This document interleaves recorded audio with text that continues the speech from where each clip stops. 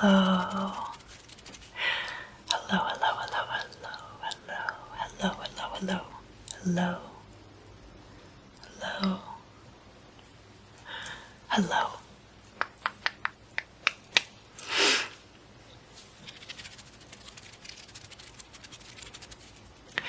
So this is going to be the crystal scrying readings for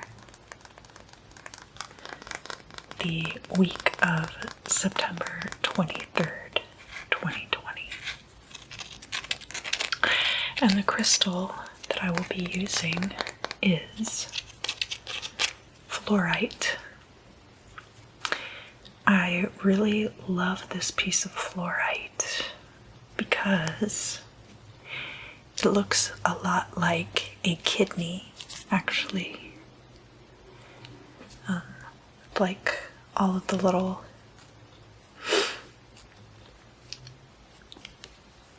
tubes and passages. Glomeruli, is that what they're called? It's been a while.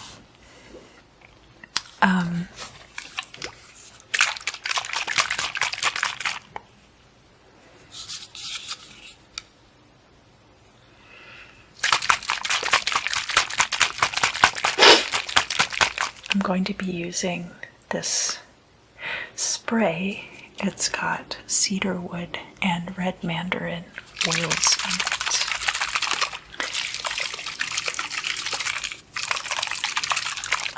You don't want to get fluorite too wet because it will, some of the minerals will leach out of it, but you can spray it a little bit. I'm going to get started actually removing some of the negative energy from all your negative thoughts. I'm just going to pull them right out of your forehead, okay?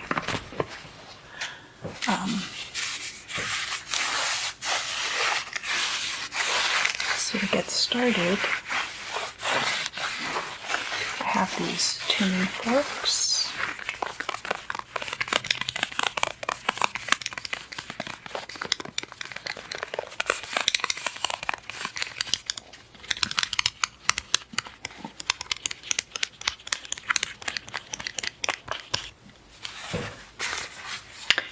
These are vibrational tuning forks. They do make a sound, but it's mostly for the vibration.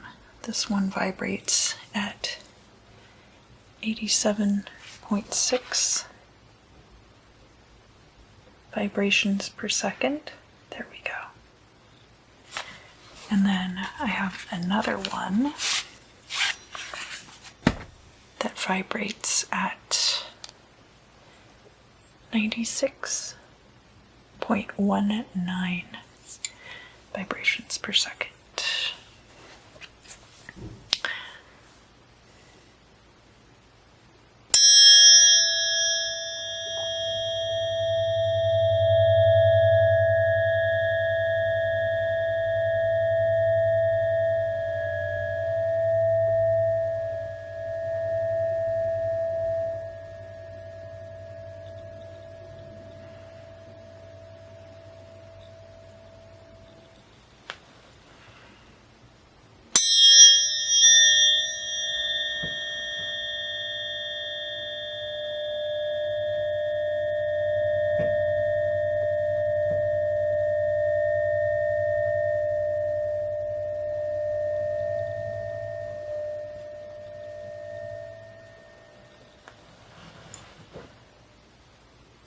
We're going to switch sides.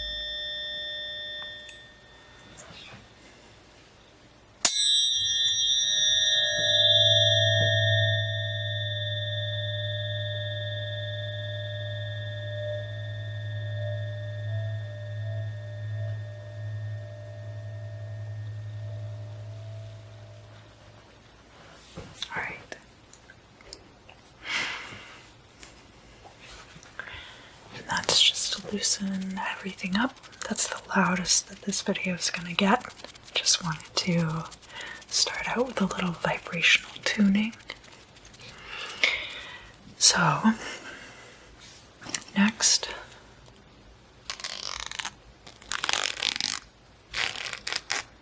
I'm going to comb your hair out of your face, and I'm going to clip it back. And that's just so I can make sure that I can see your forehead clearly, so I can get all those negative thoughts. So I'm just gonna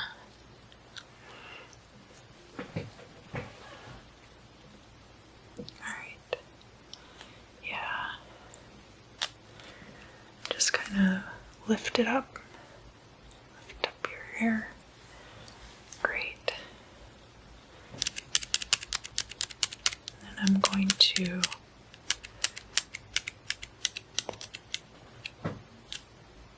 clip it in place. Awesome. All right. Yeah, make sure. I'm gonna go in also with this spoolie, and I'm gonna tame like all the edges. Just make sure, because I don't want to be plucking your hair. I'm just going to be plucking the negative thoughts out, right? So let me get your eyelashes a little bit, not too much. And then get your eyebrows. Make sure all the little loose eyebrow hairs are, yeah, get them all taken care of. Great. And then just like the little edge wispy hairs.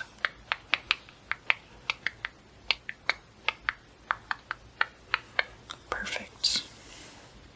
Great job.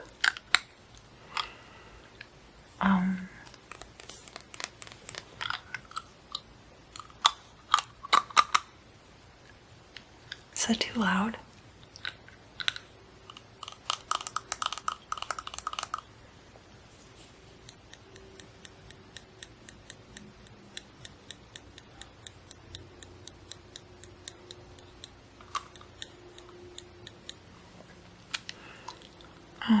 Yeah, I see like a few more just off to the side. Yeah, right by your ear especially. By the ears. There's always a lot of loose hairs. So, how this works is I want to make sure that none of those negative thoughts end up escaping my grasp and going back inside your skull. So I'm going to, as I pluck them out, I'm going to immediately burn them.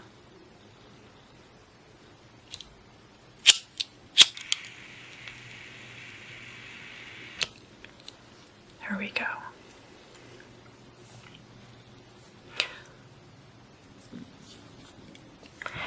And can make sure to hold onto this candle. All right. Yeah, I think I got it now. All right.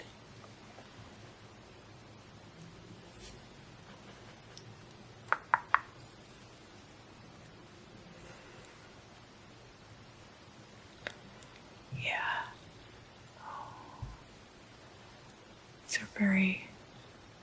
These are very potent thoughts.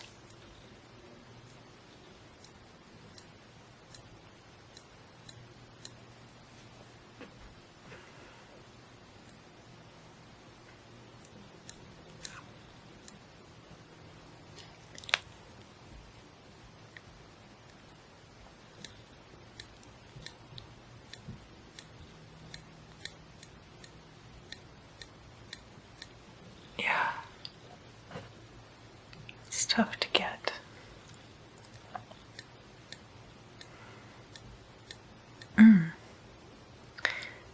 really lodged in there. Yeah.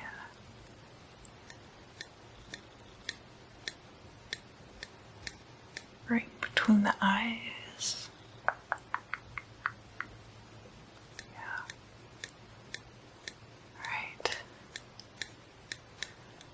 Great. You're doing a great job. Yeah, if there's anything in particular that you want to get rid of, you know that you can send it right into the flame.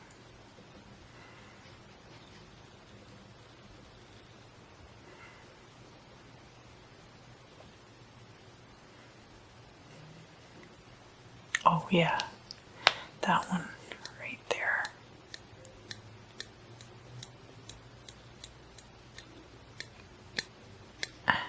Yeah, they can be really tricky to get because they get like lodged in there, and then it's just like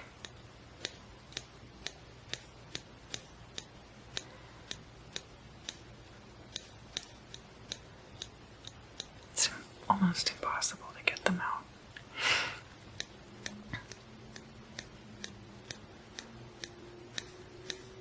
Great. You're doing awesome. Is there anything else?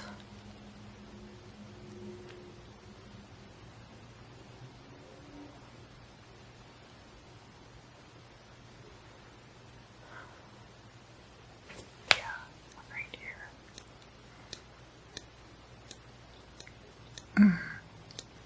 Gosh, I've been holding on to that since second grade.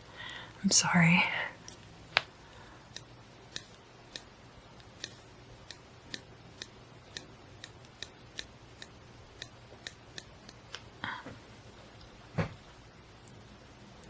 Alright. Any more? Anything else? That one. That one. That one's not a big deal, but it's still be better off without it. Yeah. Great.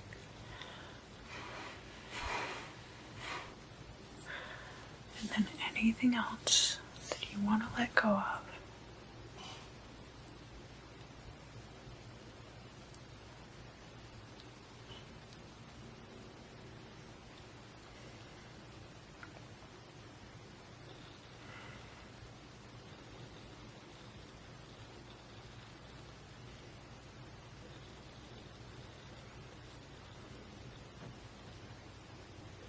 Awesome.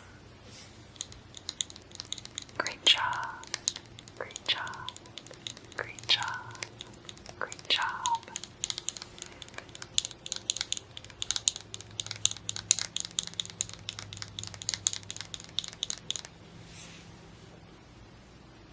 Now we can start the reading.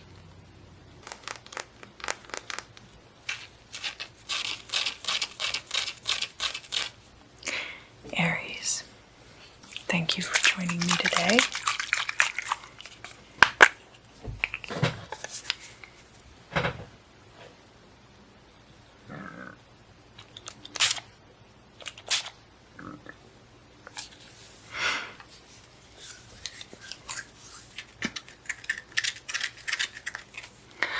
Let's find out what is in store for you for the week of September 23rd, 2020. You have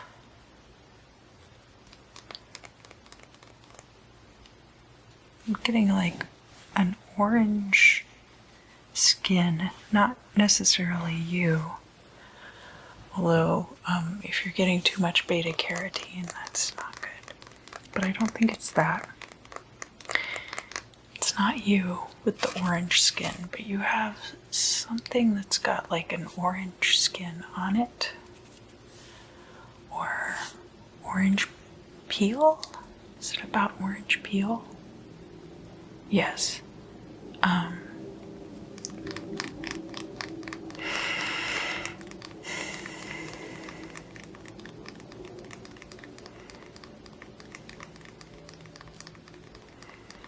Yeah, the peel, the rind, orange peel, orange rind, orange skin. What do I need to tell Aries about this orange skin? Giving birth to a creative idea, something that could make you millions. This is really strange. I mean, I hope you make millions, but I'm not sure why it's being phrased this way. Is it like a household cleaner made out of orange peel? For some of you it is. Some of you there's an extra step that you take when you peel an orange. And there's like this rind left over and then the zest. And you figured out a way to like do this by hand. It's like your patented technique. That's really weird. It's a really strange message. Why is this important for Aries for the week of September 23rd, 2020? Some of you might be making like a viral video. Like this video is gonna go viral and it's gonna like catapult you into like, then you'll be able to like do whatever small business idea because you'll have like this boost of exposure. And I feel like it has to do with like an orange fruit and you have it in this like a TikTok or like 7 hacks with orange rind or something like that, and then it blows up and you become like this overnight success. So I don't know why orange is coming in so strongly right now, because I think it, it could be different for everyone, and obviously it's not going to be all of you, but like I think a fair number of you could definitely be experiencing this. And there's something to do with the amount of exposure. Like it's gonna be way more people than are subscribed to you right now because it's going viral. And you're going to find out like where your revenue sources are. And people are going to be reaching out to you about all of these different things that you can do. Like endorsement deals and other opportunities.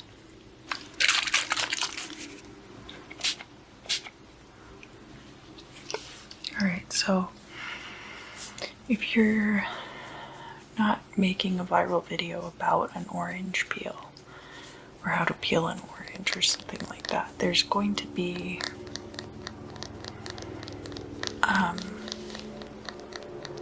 orange peel, orange deal.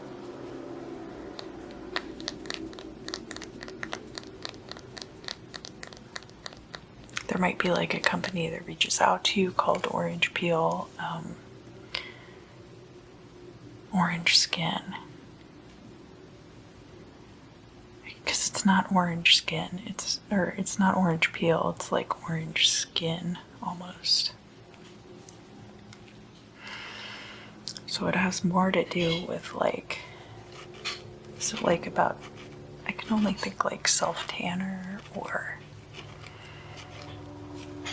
anyway, it's gonna be different for all of you, Aries.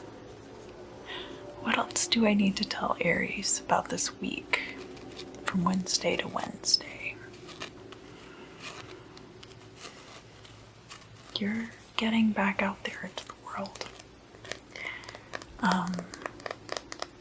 People are ready for what you have to offer. I think people are coming to a point now where they're starting to, everybody's been reevaluating what their value systems are. And they're now like open to these new things. So that's going to be a big deal for you this week. Let me look at the ephemera. So we will have just had the fall equinox on Tuesday, which is also Mabon. It's a fall celebration, and the sun entering Libra, and Chiron is in your sign currently, and Mars is in your sign. And when is that? Pesky Mars retrograde.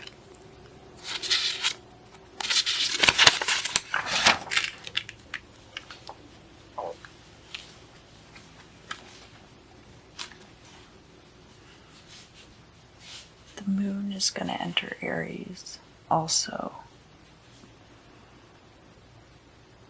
on next Wednesday, the 30th.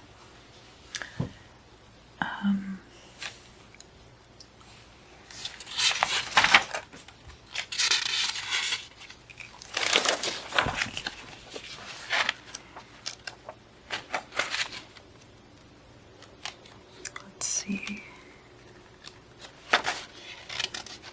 September. Mars.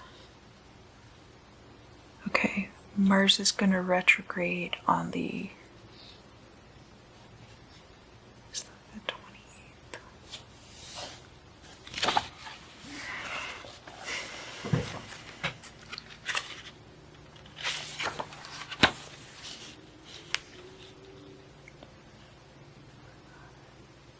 Oh, okay. Mars is going to retrograde on Wednesday the 9th, so it's in retrograde now.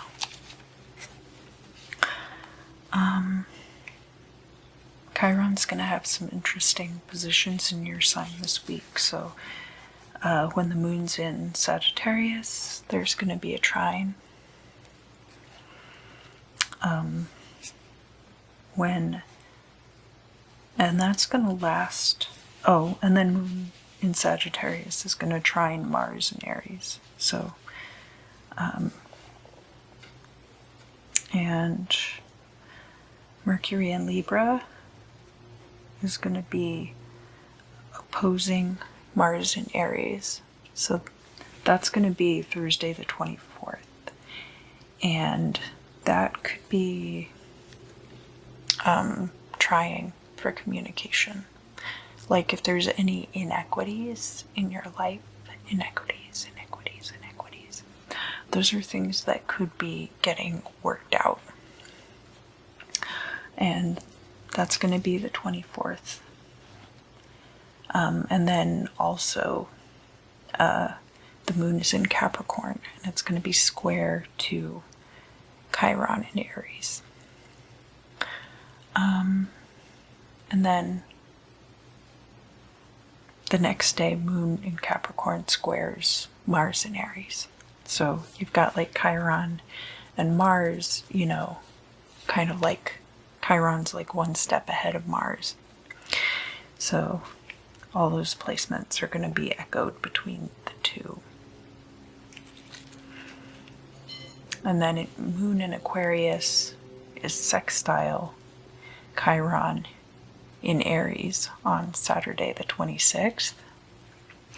So that could be a good time to like make new connections with people, or if you've made any like not great first impressions on people and they're people that you need to have around in your life, this is a good time to deal with that. And that placement is going to start at 12:54 p.m. Pacific time. So that's 3:54 p.m. on the East Coast on Saturday the 26th. And Monday's Yom Kippur. And Saturn going direct then Pacific time on Monday, and then Eastern time on Tuesday, early in the morning. And there's an opposition between the moon in Libra and Chiron in Aries on that Tuesday. But yeah, that's going to be in the afternoon. And again, so moon in Libra is going to be more about like it's emotional states, but not the same way that Neptune is about emotional states. And it's about your psychic development, but not the way that Uranus is about your psychic development. It could be a good time we're heading into a full moon. Then, starting on Tuesday, the full moon is on Thursday. So if there's anything that you want to bring into your life, like a new habit or something like that, that would be a good time, that 3-day period leading up to the full moon. And then actually on Wednesday is when the moon enters your sign. Okay, so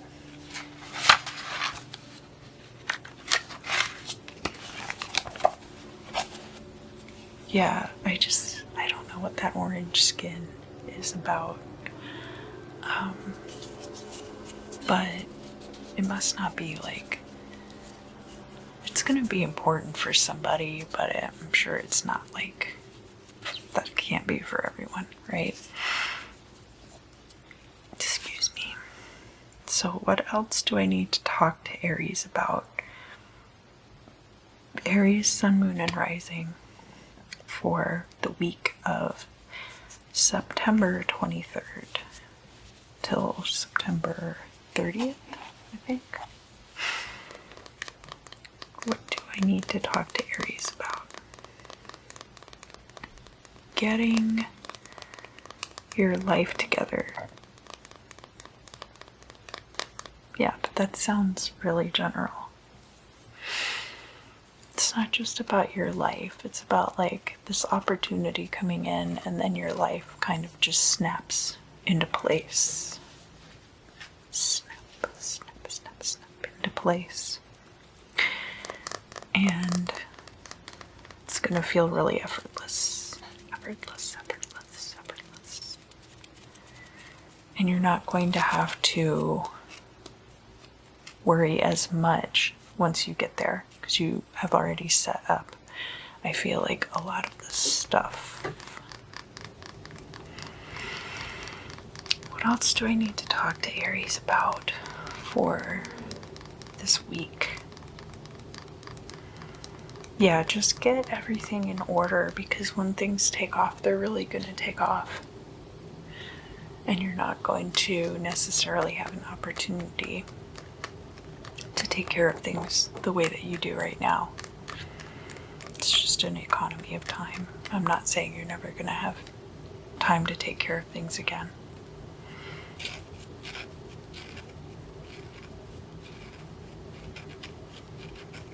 Get your poodle groomed, get your bikini waxed, you know.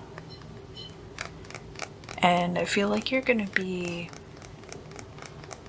taking video clips, like little video clips of a lot of this stuff to post online. And so a lot of it's gonna be kind of like this kind of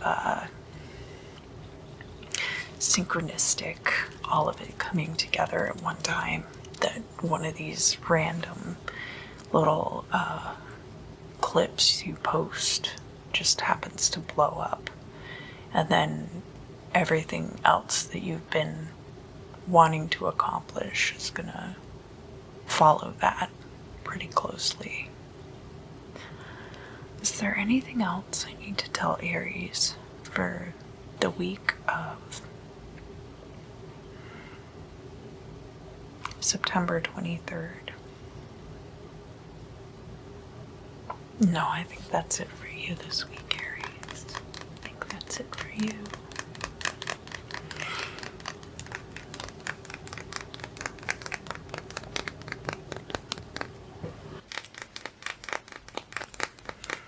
Hello, Taurus. Taurus. So, Taurus, Sun, Moon, and Rising for the week of the 23rd through the 30th, I believe. Yeah. Let's go through and look at the ephemera first. We have Uranus is going to be in your sign for a long time. And on Thursday, the 24th, the moon is in Capricorn, and it is trining Uranus in your sign. So, this could be a good time to like any business dealings that either kind of got obscured or didn't go down well. This is a good time to come up with like some new ideas to bury the hatchet.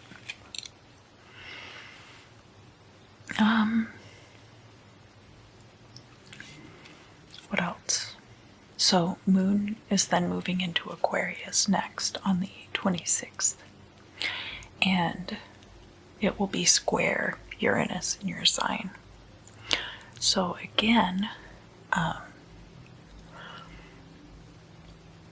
good time to deal with like the communications that you have had with people regarding new ideas. And what else do we have? Saturn goes direct on Monday and Tuesday, depending on which coast of the United States you might be on or where you're located in the world at large.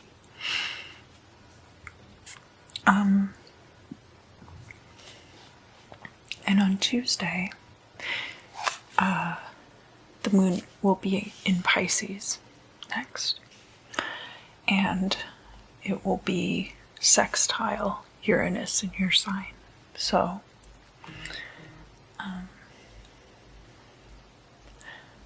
moon in Pisces it's a really favorable angle. But again, it's like all these things that are unclear regarding emotional state, regarding not just your feelings, but like the nebulous parts of your life. And coming up with new ideas for those. Especially with Saturn then going direct. Jupiter and Saturn have been retrograde in Capricorn.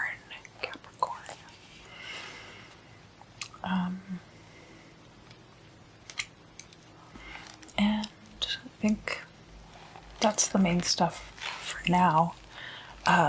Thursday, the 1st of October, is a full moon, so that'll be our next full moon.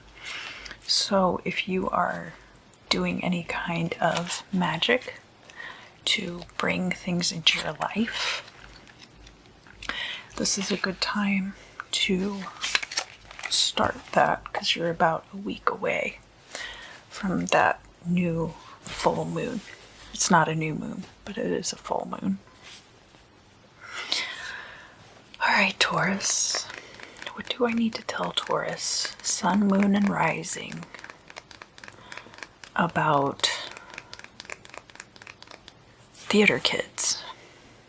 I don't know if some of you were theater kids. I heard that really strongly, and I'm also seeing like the backstage area where there's like a bunch of costumes. And and people are like doing their hair and makeup, but like at high school level, not like, not necessarily professionally. But I am also seeing like Chris Evans sitting like in the makeup chair. So from theater kids to Marvel Universe, maybe, is going to be a step that some of you are taking.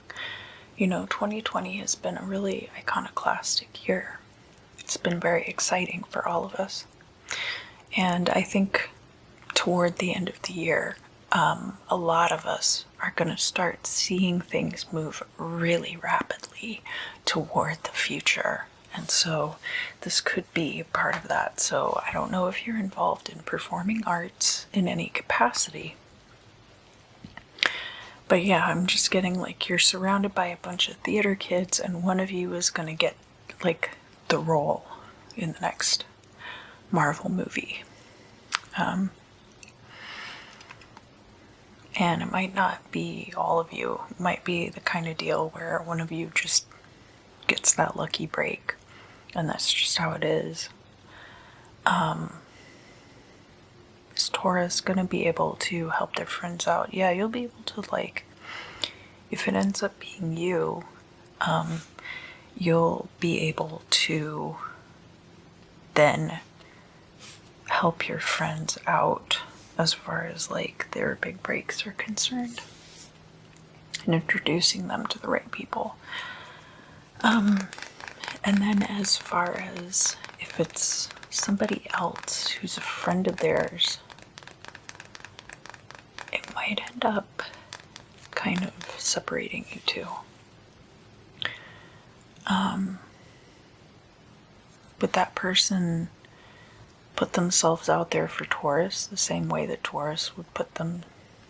I'm hearing not likely. And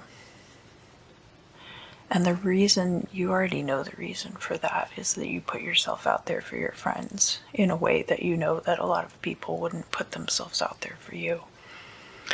So I think that's part of it. And another part of it is you're not asking. It's the kind of deal where if you're not, it might be that they're so busy and wrapped up in this thing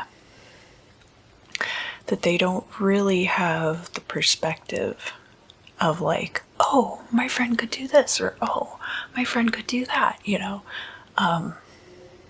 Would it make a difference if Taurus were to interject more in that person's life and hit them up and be like, yeah, possibly. Yeah, it could be the kind of thing where this person really would want to help you out if you talked to them. But because everything is so kind of like involved at that time, that they're not even thinking about like the people around them outside of that work environment. Not that they don't love their friends anymore, but it's just kind of like it becomes like kind of a self-involved thing. And so they're focused on like keeping everything moving forward, and they're not thinking about like the opportunities that they can get for their friends. So it's something that if you were to reach out to them, they'd probably be really receptive to having you collaborate with them or something like that, but it's not something that they're going to be reaching out to people about, and that's just because they're not going to have time. And why is it that Taurus would have time, but this other person won't?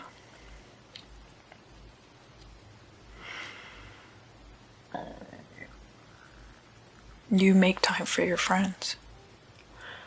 That's just, you know, not everybody necessarily does that. I know I myself have been really guilty of like locking myself away during this time period and just really focusing on my own projects. And it's not like I don't love my friends. And I've been really grateful to the friends who have reached out to me, because it's been the people that I know are like, you know, my close, tight friends, you know. So I'm glad that those are the people who are reaching out to me, because I knew that it would be. But, like personally, I'm just not the kind of person who reaches out anymore. And I have my own reasons for that, not to make it too much about me, but kind of like to explain where other people might be coming from. You know, it's really hard to put yourself out there all the time, and it's really exhausting. And especially like if you've put yourself out there a lot and then gotten a lot of like really lukewarm responses from people, or people being horrible and mean, it can be just, you know, you just feel like it's not worth it.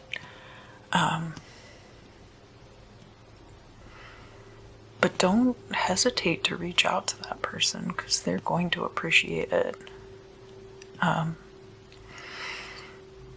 What else is going on with Taurus this month?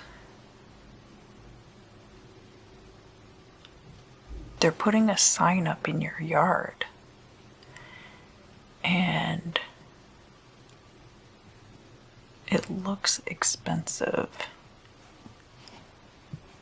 And it's like,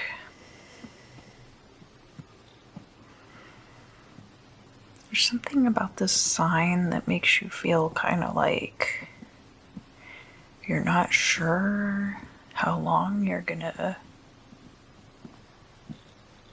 be able to afford to live there or something. I don't know if it's necessarily that. It's kind of like, oh, there goes the neighborhood, you know, kind of a deal. Where people are getting really, like, gentrification minded. And they start putting up, like, nice signs in front of the building and stuff. Wanda Wood. Maybe there's, like, a for sale sign in the yard. Maybe you're like renting a house or something, and all of a sudden you come home one day and your landlord's put a for sale sign in the yard. That's going to be for some of you. Or there's like a for rent sign.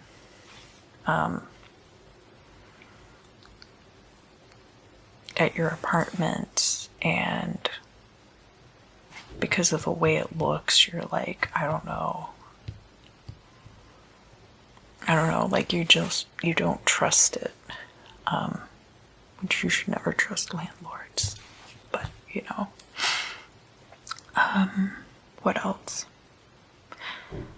What else do I need to tell Taurus about this week, Wednesday to Wednesday? Yeah, this weekend is time to bury the hatchet on something with somebody else. You're gonna get an opportunity to talk to this person, and you guys are gonna, like, work it out, and you're gonna feel better about it, both of you. You might not be able to be, like, really close friends after this because of what's happened. But you'll both feel a lot better about the situation. So that's going to be for some of you. What else do I need to tell Taurus, Sun, Moon, and Rising about this week?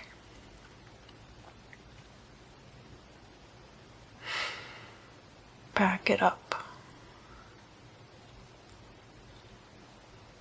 Go ahead and get packed because you're moving again. I don't like that. What else do I need to tell Taurus? Yeah, it could be a trip.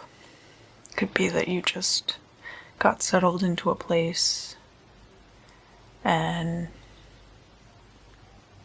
then something happens and you have to move again. Or it could be about a trip.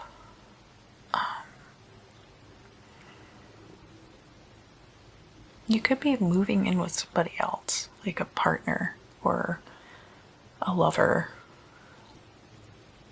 And they're like, I like having you close by, but be way better if we were like together. And maybe this like steps up the level of commitment between you guys. What else do I need to tell Taurus? Sun, Moon, and Rising. I think that's it. That's it for you this month, Taurus.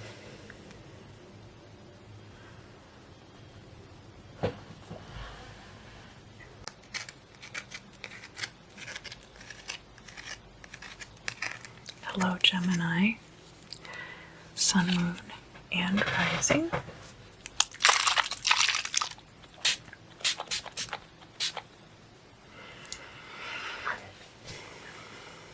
So, what do I need to tell Gemini about this week, which is Wednesday to Wednesday, the 21st to the 30th of 2020?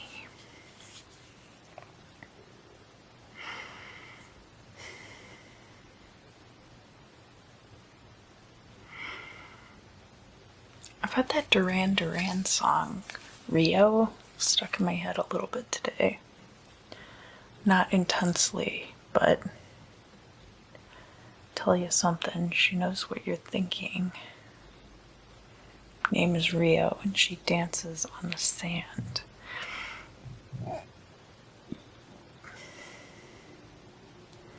And that like guitar part.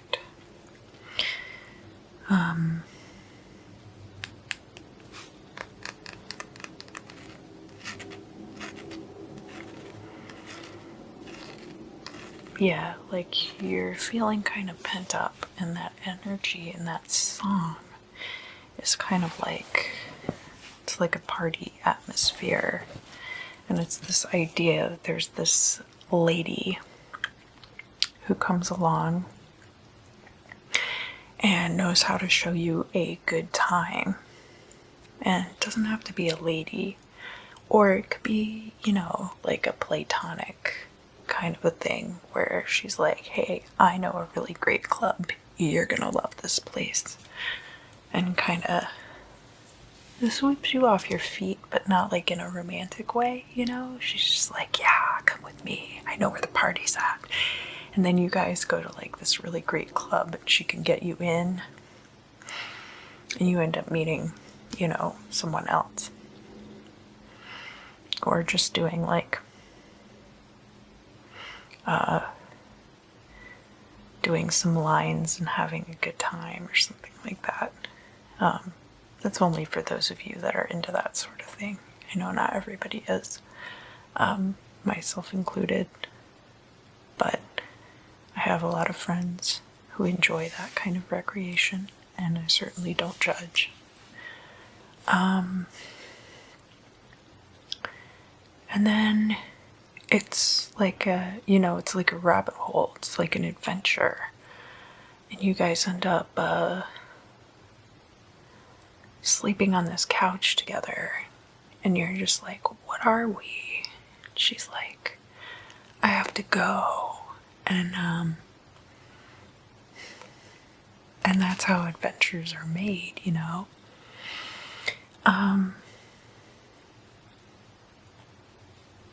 But there's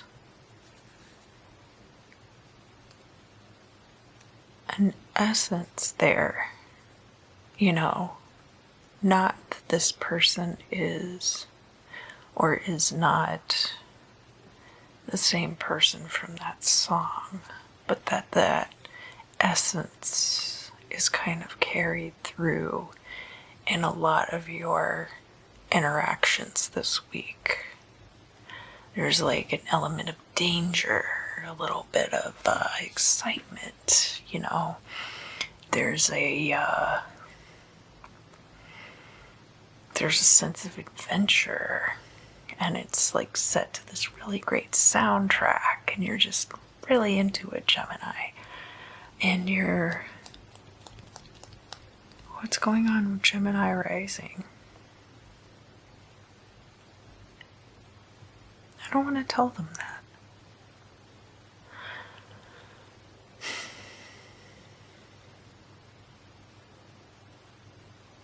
I'm hearing that somebody who's a Gemini rising is getting evicted. But I don't care for messages like that. I think that's really,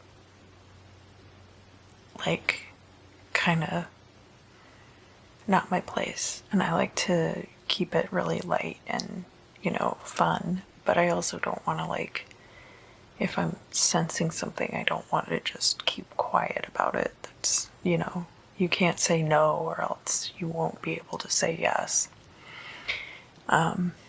With a lot of this stuff.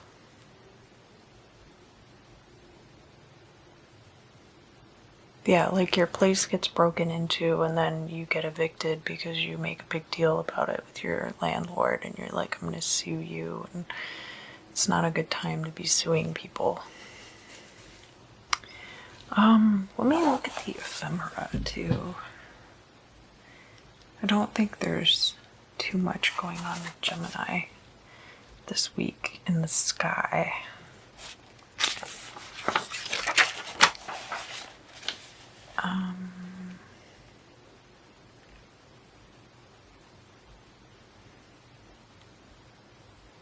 Yeah. Not really anything big going on with Gemini this week. But sorry. Put some lip gloss on. I hope that's okay. Do you want some? Here.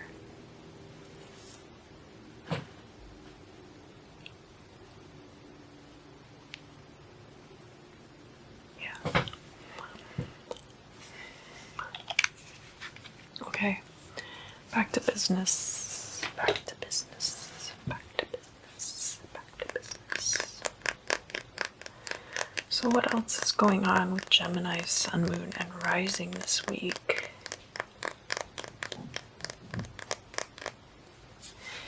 Yeah, there's that other... Yeah.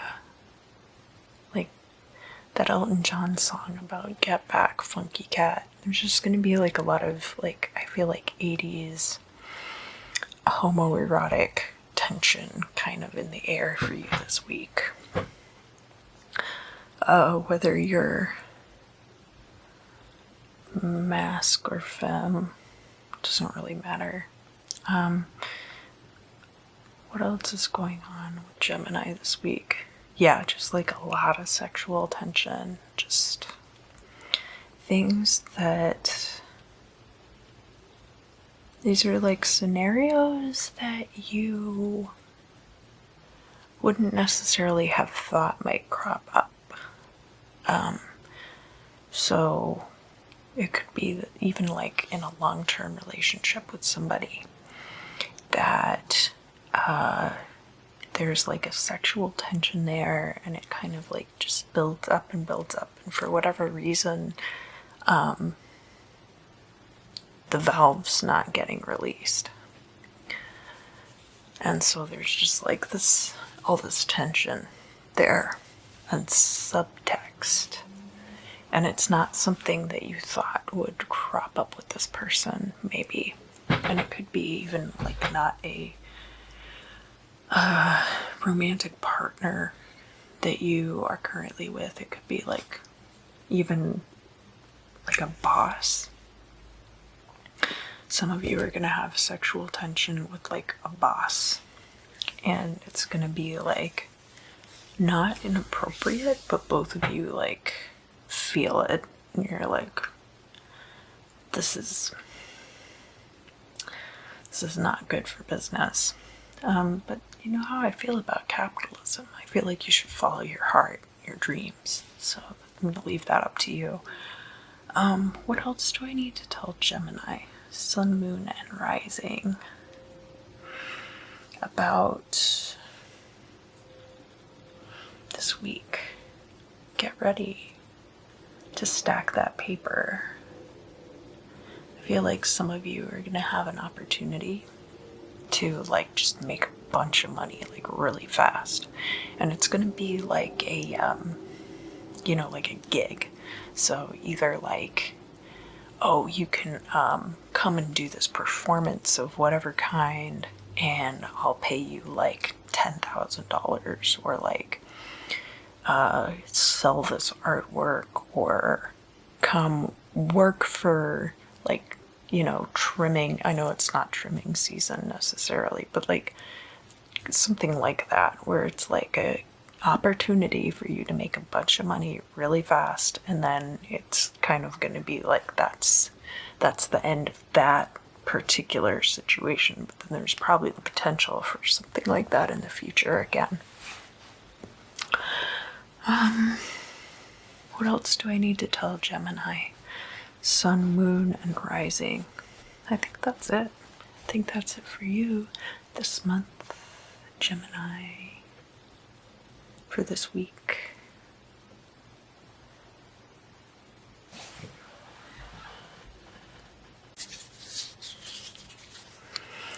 All right, Cancer. Cancer. Sun, Moon, and Rising for the week of September 23rd, Wednesday, till September 30th, Wednesday. What is going on with you this week? I don't remember seeing anything in the ephemera.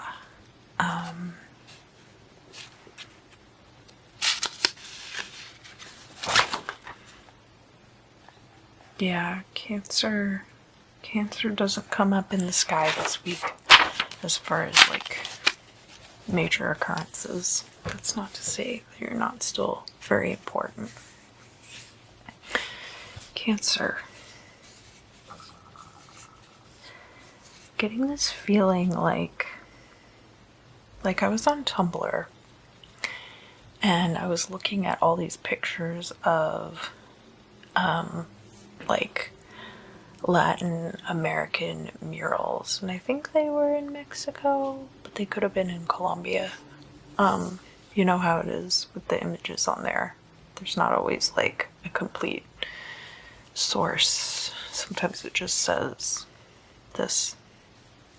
But these brightly colored murals on brick or cinder block walls, and they're outside and it's like hot, and you're getting real close to them and you can like touch the wall, and the wall's like wet and it's cold, but everything else is really dry. And I heard a compressor from an air conditioner kick on in the background. Could be like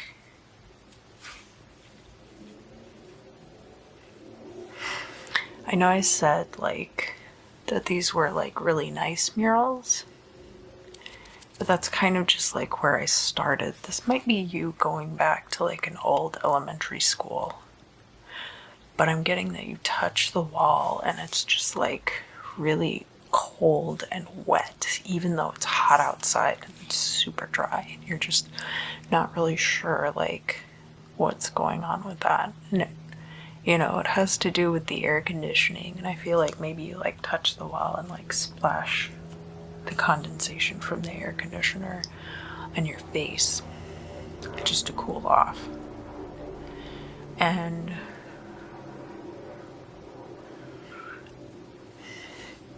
sorry. And there's someone there behind you. They're not sneaking up on you. Like, you know that they're there, but they have ill intentions. But they're just kind of like walking up behind you, and you're not bothered. You're just like, whatever. I don't care what you're planning to do. It doesn't bother me.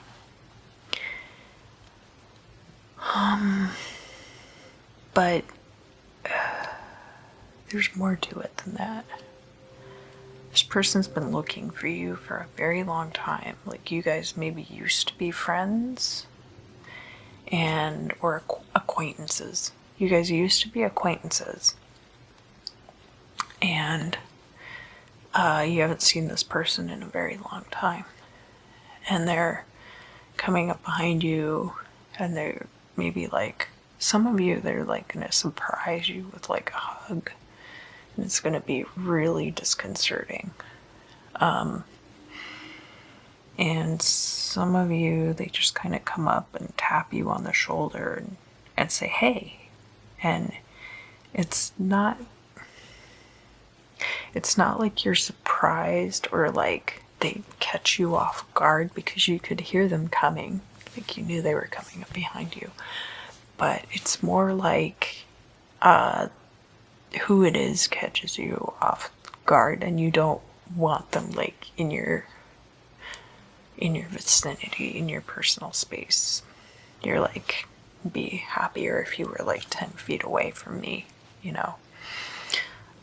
Somebody with boundary issues with you, possibly. It's going to be for some of you. And then for others of you, this person just really doesn't have good intentions. But some of you, you haven't met this person before. You don't know them. And maybe they don't know you. Maybe they just saw you and they were like, I'm going to go over there and see if this person has like any cigarettes I can bum or cash that I can take out of their wallet or something like that. I feel like that I'm hearing Tuesday, so this could be going down on a Tuesday, so just be really careful. Just be really aware of your surroundings, and understanding that not everybody out there has the best motivations towards you. I don't know if they're necessarily going to hurt you, but they're going to hassle you. Somebody's going to hassle you. What else do I need to tell Cancer, Sun, Moon, and Rising about this week from September 23rd until September 30th? Run. Is this pertaining to that particular situation with that person, or do you mean like get out and exercise?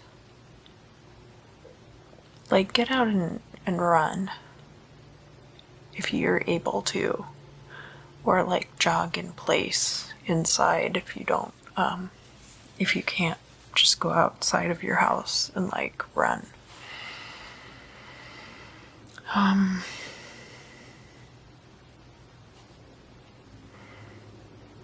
Yeah, and you could be running from someone. Yeah. This person, do they have a knife? Sorry, this is getting really unpleasant. I'm sorry.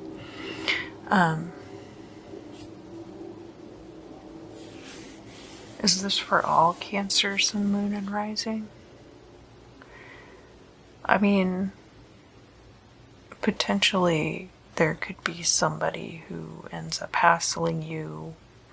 Potentially it could turn into a full-blown, like, I have to run from this person's situation. And, you know, some of you, you're gonna know this person, some of you, you're not. What else do I need to tell Cancer about this week?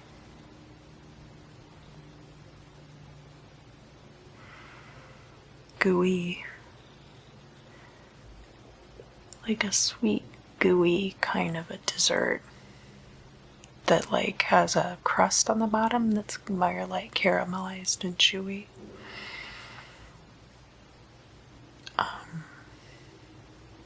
Tastes like ooey gooey cake.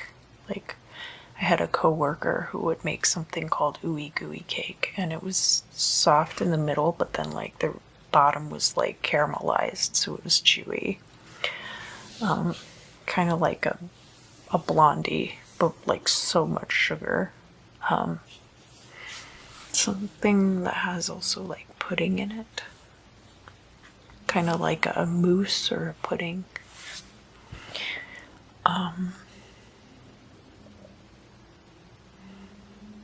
And, like, you end up with too much of it.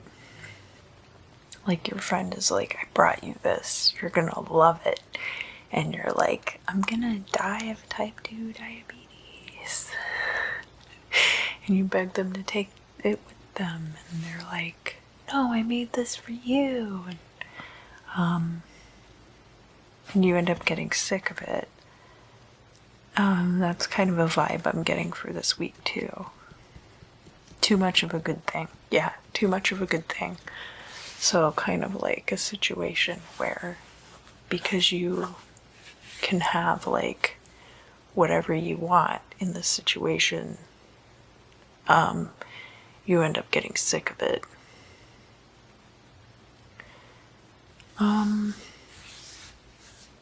Is there anything good for Cancer to look forward to this week? Getting out of the house, because you're going to be, you know, out and around. It's going to be nice to get, like, some fresh air and be able to move around. So you don't recommend, or so do you recommend that Cancer does leave the house? Yes, I recommend it. But, like, but what about all these other things that you're talking about? Well, that's only for some people, and, you know, sometimes it's just not that complicated. Sometimes it's not even that bad, so... Alright. Just be on your guard, and, if you have, like, blackjack, is it blackjack? Is it like some kind of, like, nunchuck type thing? Is it like one of those batons? Bring your blackjack with you? It's like some kind of handheld self-defense type weapon that somebody has. I don't know what that is, but you're gonna know if it's meant for you, this message. Like, just carry that around with you. It's kind of like a non-lethal weapon that you can just kind of use to fend somebody off. Like if they attack you with a knife or something. If somebody attacked you with a knife, you could fend them off with this without getting hurt. Is there anything else I need to tell Cancer, Sun, Moon, or Rising about this week? That's it. Have fun. Sorry, Cancer. That wasn't like a super happy reading, but I'd rather, if I feel like I need to say the message, then I'd rather say it than not say it.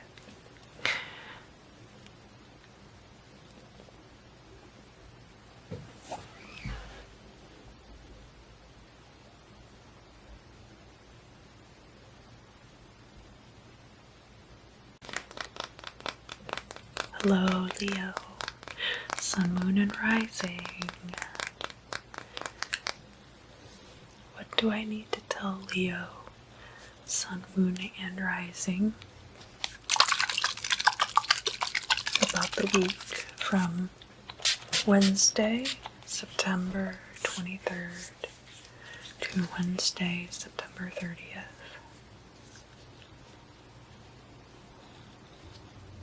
Nephrite, get your eyes checked. If you've been having issues with your eyes at all, you should go and get them checked. Or it could be kind of like somebody being like, you need to get your eyes checked. How could you not have seen that, you know?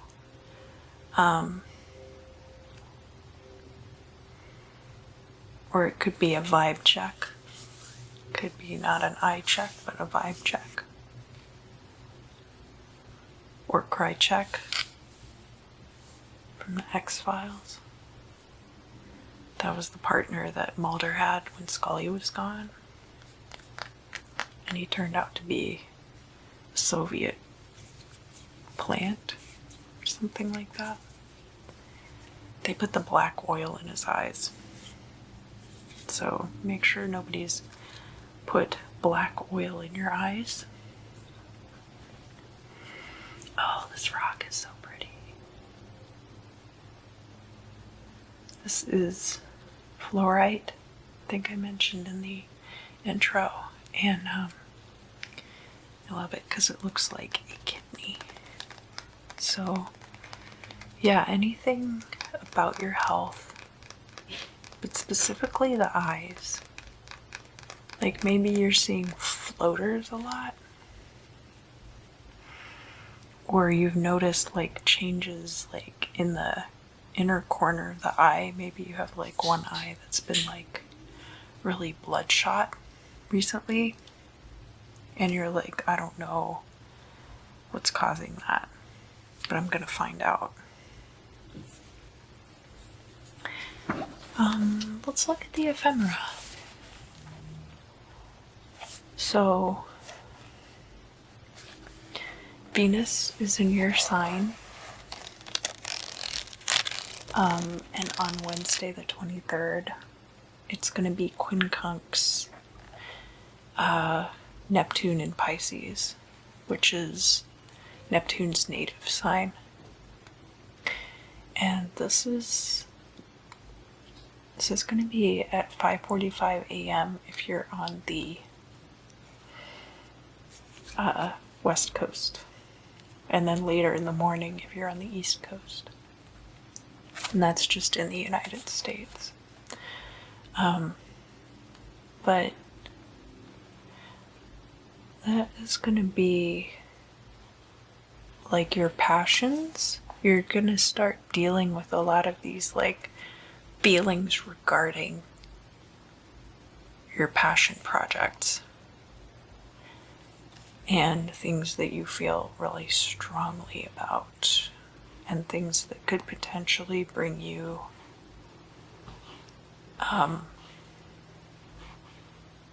a source of income if it's like an artistic thing,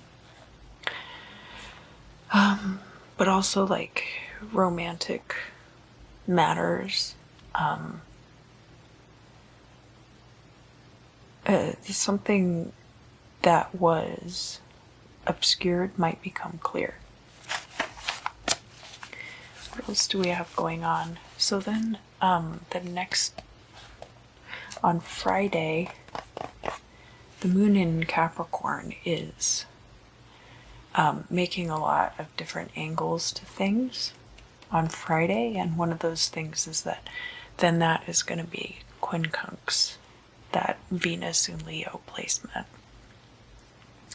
So what might be kind of occurring with that is that, you know, like Neptune in Pisces is one kind of energy, and then moon in Capricorn is more like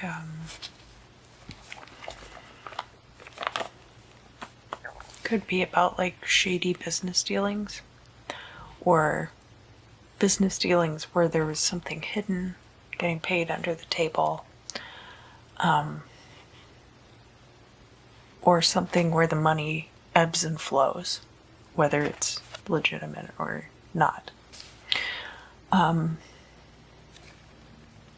So something to do with your passion and creativity in projects on Friday, and money kind of ebb and flow, or things being obscured as far as your career is concerned,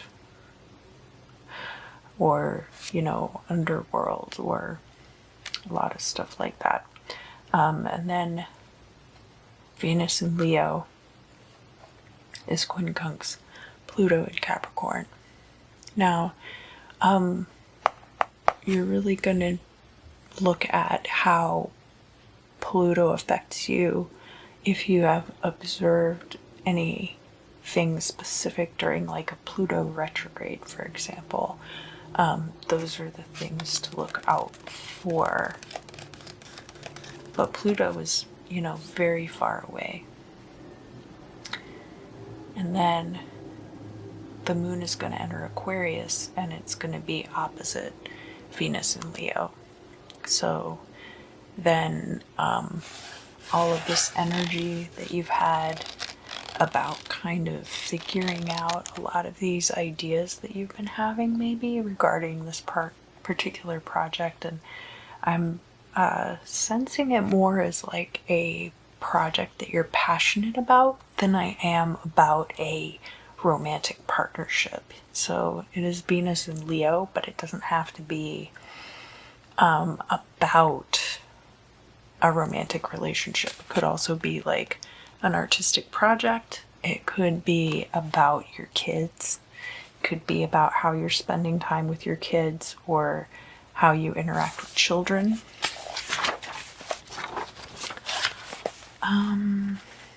And then, yeah, so then Venus in Leo on Monday, which is Yom Kippur, and is also when Saturn is going direct, is Monday and Tuesday. Venus in Leo is going to quincunx Saturn in Capricorn. And that is, Saturn is like a really slow energy. It's a really methodical energy. It's an energy of concretion. It's also an energy of taking the ethereal and making it concrete. And actually Saturn is native to Capricorn. So that could be these ideas finally starting to like precipitate out a solution. And we also have Venus in Leo trine Mars in Aries. So then you're going to have this burst of new energy to get things done about that. And yeah, then on Wednesday the 30th, the moon is going to be in Pisces, and that's going to be quincunx Venus in Leo in the afternoon of Wednesday the 30th. And so that's going to be, you know, maybe like you have this big burst of energy, get a bunch of stuff done on Monday, and then by the time that Wednesday rolls around, you've kind of hit the next sort of like, because these projects kind of come in waves, and there might be your next batch of like obstacles start showing up. And I mean, obstacles is, you know, it's whatever. It doesn't really mean that you're not supposed to be doing that, or that you can't overcome it. It could just be simple stuff that it's easy to take care of. But it's kind of like those things start showing up again on Wednesday the 30th. So I see a lot of possible productivity for you this week, Leo.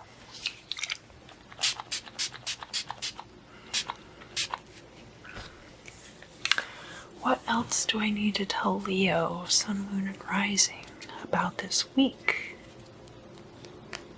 The eyes have it. So yeah, get your eyes checked. The eyes have it.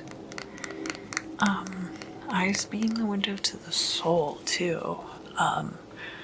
So even if you haven't been having issues with your eyes, you may decide to like kind of withhold that information from people and maybe like wear sunglasses, or, you know, everybody's been wearing masks in public, right? But you might just decide to wear like a full face covering that obscures your entire face.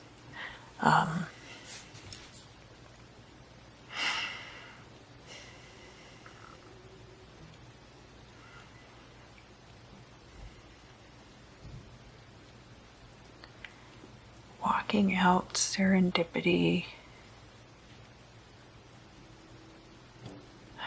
Yeah, the books with the little pink dragon, serendipity, is something that kind of triggers ASMR for me, because the dragon's so neat looking.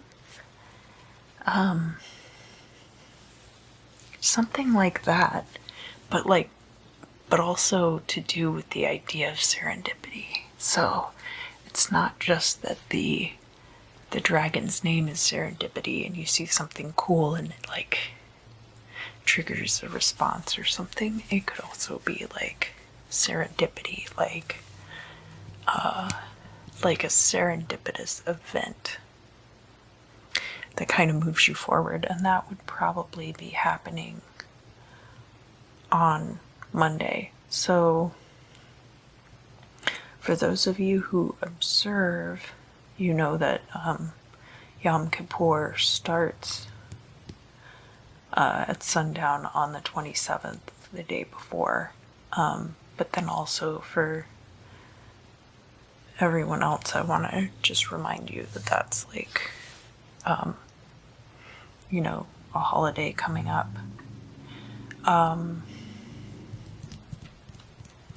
But I feel like this is something that for you, if you're going to be working on stuff on Monday,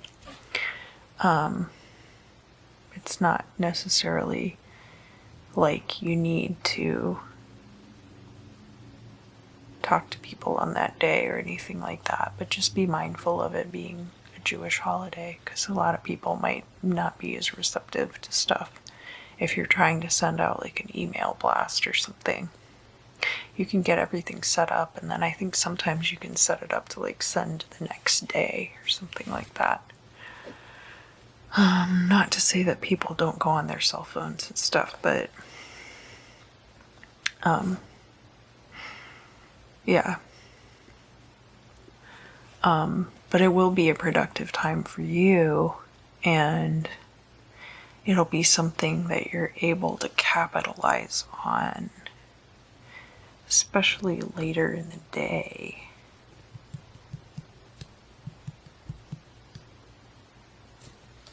And then there is also, so that Moon in Aquarius opposition to Venus in Leo, which starts at 10:04 p.m. on the West Coast and 1:04 a.m. on the East Coast. From that time until the moon goes void of course at 12:18 a.m. on the West Coast. So that's kind of like a 2-ish hour window. Is like a good period of time to get stuff done. But, you know, that window, and then the whole next day is going to kind of be like, I feel like there's going to be opportunities there, especially in the afternoon. What else do I need to tell Leo, Sun, Moon, and Rising about this week? That's it. That's all you get.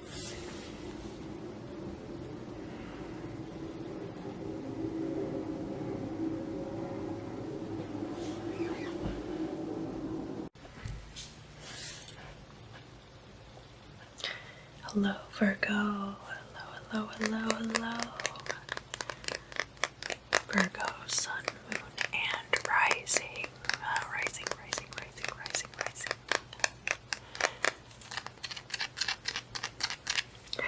What do I need to tell Virgo for the week of Wednesday the 23rd to Wednesday the 30th, September of 2020? As far as the ephemera is concerned, there's really not a lot other than the sun is moving out of your sign and into Libra. So that's going to happen on Tuesday the 22nd. So then by the time we get to Wednesday, it'll already be sun in Libra. We need to find out what happened to... There was something, and I feel like it was a really involved situation. Like it had lots of layers, like stacked on top of each other, and for a long time in your life, it was like really involving, and it was a big part of your day-to-day routine. And then gradually, I feel like it wasn't all at once, okay? It was like gradually little parts of this daily routine eroded and kind of got lost by the wayside. And so then you woke up one day and it was like noon and your hair's all like, and you are really disoriented and you're like, who am I? What am I even doing anymore? Because, Virgo in the 6th house is all about your daily routines. So if there's anybody that should know about daily routines, it's Virgos. And I think what had happened was that it just gotten to the point where stuff just kept getting stacked on top and on top and on top, so that you really didn't know what to expect anymore, that you kind of just had to let it all go. And like burn the boat, burn the ship, and take a step back and just spend a week or two wallowing in your own filth and not showering and not brushing your teeth. And I mean, it's probably not that extreme, right? But that kind of the pendulum swinging back to this other kind of level of existence. And what do I need to tell Virgo about this? What do I need to tell? It's okay to let things go, but you need to now have like a reasonable, I'm so sorry I keep burping, have a reasonable day-to-day routine that you can maintain. Something that you get all of your tasks done that need to be done. It could be that you didn't, have to like leave the house to make money, and so it's like easy to just kind of like let a lot of things slide until it gets too far and you lose sight of what is actually going on around you. But it could also be that like things happened from the outside. There were outside factors that happened, and it like your water gets shut off for any number of reasons. It doesn't have to be non-payment of bills. It could be like a water main breaks in your neighborhood and your water gets turned off and you have to wait for them to fix it to get it turned back on, and it ends up taking longer than you thought. So there's all kinds of stuff like that that can occur that you have no control over too. But it's about the things that you do have control over, making sure that you're taking responsibility for them and making sure that all of those things are getting met. You know, like it's okay to take a vacation, or it's okay to have, you know, like everyone messes up once in a while and like overbooks or under plans, or there are any number of reasons why you wouldn't have been set up to succeed that may or may not have to do with you. But you do have to take responsibility for the things that you can and start there and start building back up to this more structured existence. And I think that Virgos are just going to be dealing with that this week. It doesn't mean that you aren't doing a great job of dealing with it. I think a lot of you, it's just going to, you know, equalize, and you're going to figure it out, and everything's going to be fine from there on out. But it's just a matter of like figuring out how to prioritize your lists and get everything situated. And then there's going to be somebody who comes in and you didn't prioritize them enough in their eyes. Like their opinion is that you should have dropped everything to cater to them. And that's not necessarily the case, and you need to tell them that. And, you know, as a Virgo, you might not be inclined to do that. But it's important for you to do that, because they'll understand. If you break it down for them and be like, look, it wasn't just you. I had all these other things going on. You know, you're going to have to wait in line just like everyone else. I mean, you know, don't phrase it like that, because that isn't, that's not very tactful language to win people over to your cause. But, you know, basically just that it's not that you don't want to do these things. It's just that you got overwhelmed. And now you're getting back into all of this. What else do I need to tell Virgo? Is there something about a bear? Oh, like, is it a grizzly bear? Is it a stuffed bear? It's like a little stuffed grizzly bear. And he's got, does he have like a honey pot or something? Anyway, he's this little stuffed grizzly bear. It's not like Winnie the Pooh. And he's got like shaggy brown fur. Really shaggy brown fur. Is this like a stuffed bear? Is it Keikya-san? Keikya-san is like this little cartoon bear in Japanese on YouTube. It started as a Twitter comic, I think. I don't think I'll remember to put a link, but you can find it. It's just this little bear who bakes. No, it's not to do with that. This is a bear that has like, it's very small, but it's also very ferocious. Maybe this is somebody's dog too. I think some of you, it could be a dog, but I'm seeing it as like this bear that's, you know, maybe like a couple feet tall at most.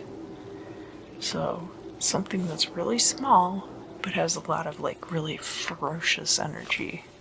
But it has this shaggy brown fur, and it's like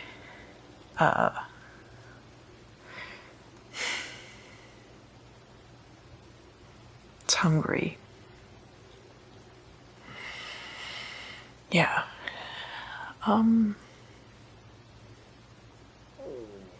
Is there anything else I need to tell Virgo? Oh, that's about the wildfires. So, how the grizzly bears used to turn the soil to eat grubs, and then the native population would come through and do controlled burns because the soil was tilled. So, something to do with that as well.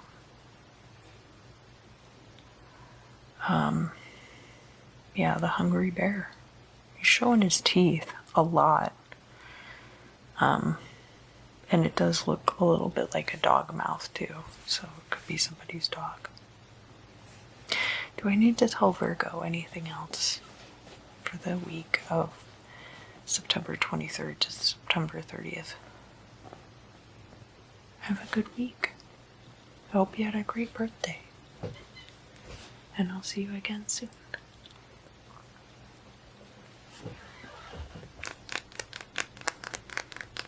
Hello, Libra. Libra, Libra, Libra, Libra.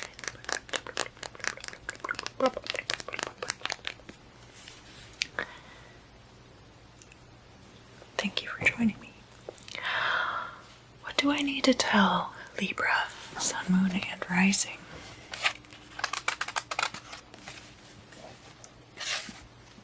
About the week of September 23rd through the 30th. Excuse me. Mercury is in Libra. Sun is in Libra. So, for those of you who have an end of September birthday, happy birthday. I hope you have a good one. The Mercury in Libra is going to be sextile to the moon in Sagittarius on Wednesday the 23rd. And that is also the day that the moon enters Capricorn. So in the morning is that sextile, and then in the afternoon is moon entering Capricorn. Moon in Sagittarius is hidden knowledge, secret travel plans maybe. And Mercury in Libra is communication with partners, and then also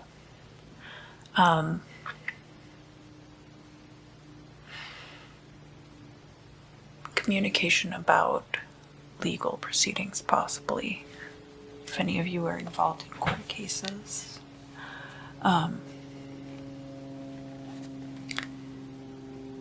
So, anything regarding that, suing a cruise ship line or something like that. Thursday the 24th, we have Mercury in Libra, and that is opposing Mars in Aries. Now that's a very head-butting kind of an energy. So if you are the recipient of the legal proceedings, it might be more favorable to you than if you are the one trying to instigate the legal proceedings. And then on the 25th, we have the moon in Capricorn, and it is placed against or with a lot of different planets. One of those is Mercury in Libra, and that's a square, and it's when the moon's void of course, and that is around 8:30 p.m. Pacific time. And that is kind of like moon in Capricorn is this kind of like hidden business dealings, kind of underworld, but also like getting paid under the table, that kind of thing. So if that's something that has been going on for you, with this square, you could see like it's not tax season, but you could get like news that you're going to be audited by the IRS because you haven't been paying taxes on that income, that kind of thing. Not to say that that's your situation, but it could be something that isn't real. You know what I mean? This moon void, of course, it could be something that's not actually a problem, but somebody's trying to make a big deal about it. And then Saturday the 26th, you have the moon in Aquarius trine the sun in Libra. That's a really lovely, like, energy for new ideas, for coming up with new ideas with your partner, whether that's a romantic partner or a business partner. And just a good time for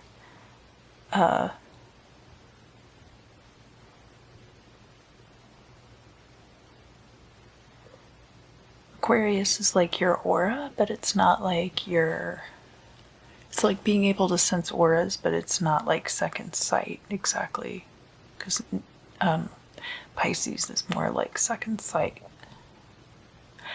But it could be like that kind of an energy of kind of sensing new ideas together.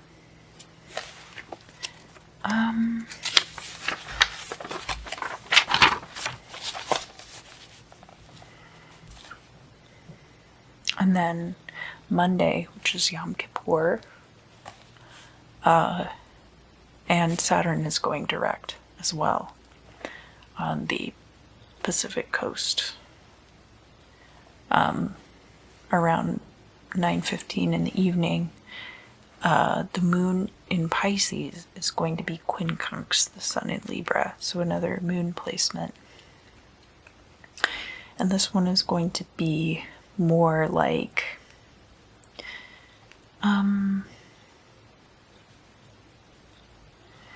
possibly a more romantic energy, but also just a more dreamlike state for you.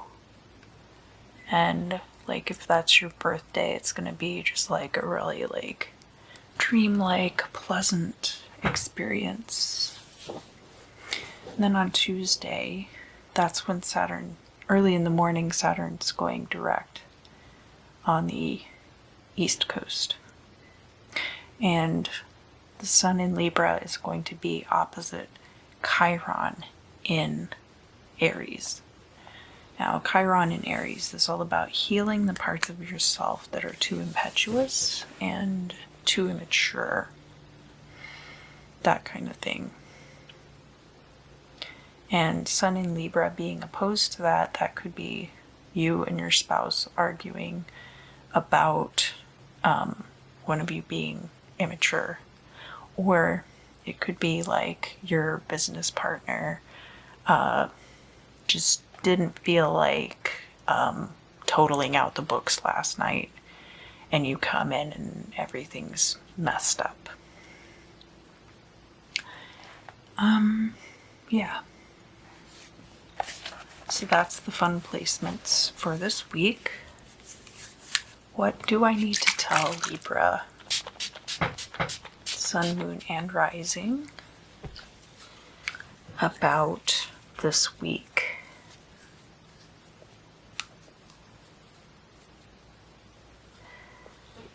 Some of you are going to have like a Garden of Gethsemane moment, so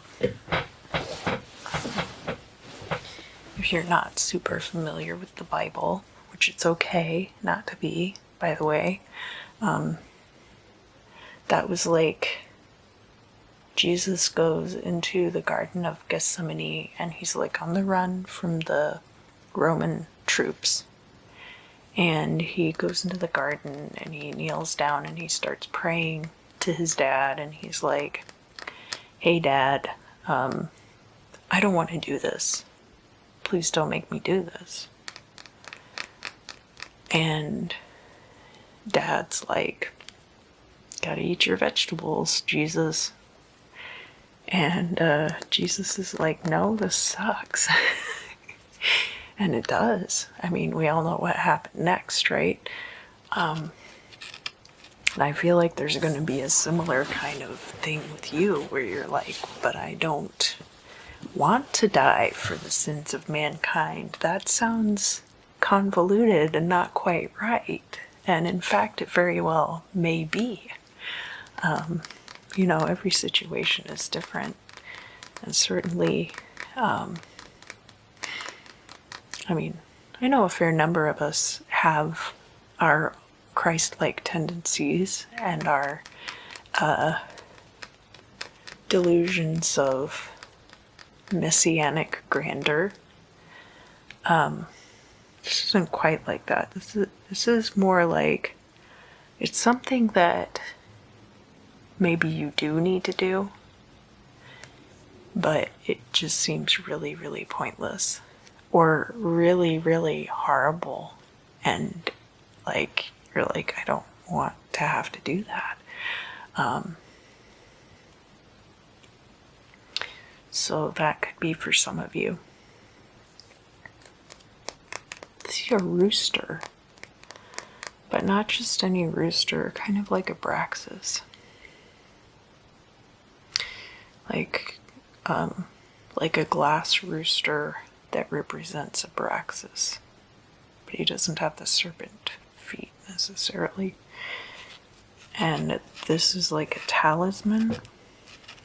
So some of you are involved in something like that, where you're dealing with this rooster talisman and the associated entity that goes along with it, and blood. And he wants blood. And I'm seeing like this glass rooster that's got like the red comb, and it's like a black rooster, but it's got like the red comb, but the black and the red are like twisted together. And the red is like more streaky, and it's actually more black. So like this black rooster made out of glass.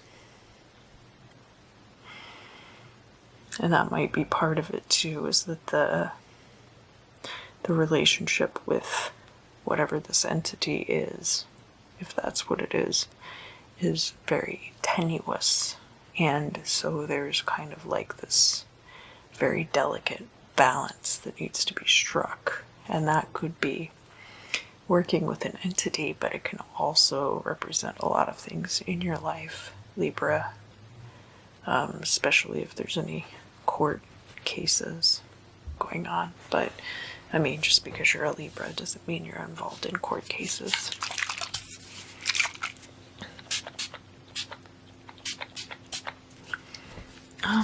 What else do I need to tell Libra about this week?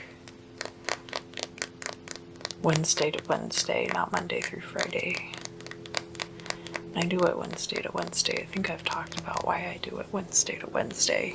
And it has to do with Monday being a particularly good day for scrying. And therefore, if I'm putting all these videos together today, I can't get them edited and released on Monday. But Monday is definitely the day to scry. And I like the overlap that way as well. But there are always days where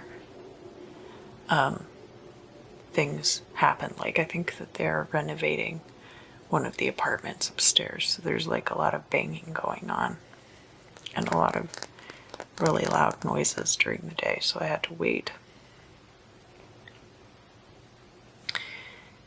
And there was something about this that made it kind of impersonal for you. So even though you are being expected to do something, by that same token, it almost doesn't involve you. It's almost not even something that is, it's like beyond your control what ends up happening from here. But There's more to it than that. So, of course, you are involved. But it feels very much as though you shouldn't be involved. And so you're kind of 1 foot out the door with the whole situation. And it's making you reasonably uncomfortable, reasonably I'm hearing upset, but because it's so impersonal, I don't know that it's as much upset as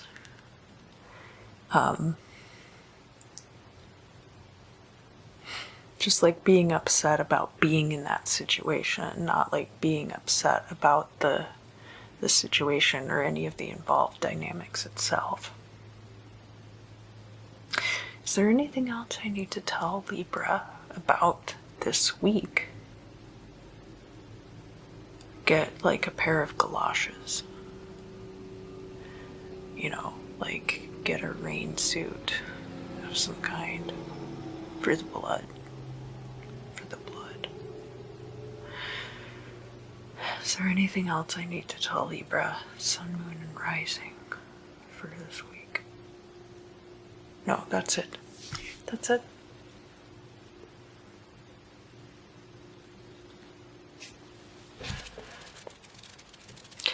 Hello, Scorpio. Scorpio, Sun, Moon, and Rising.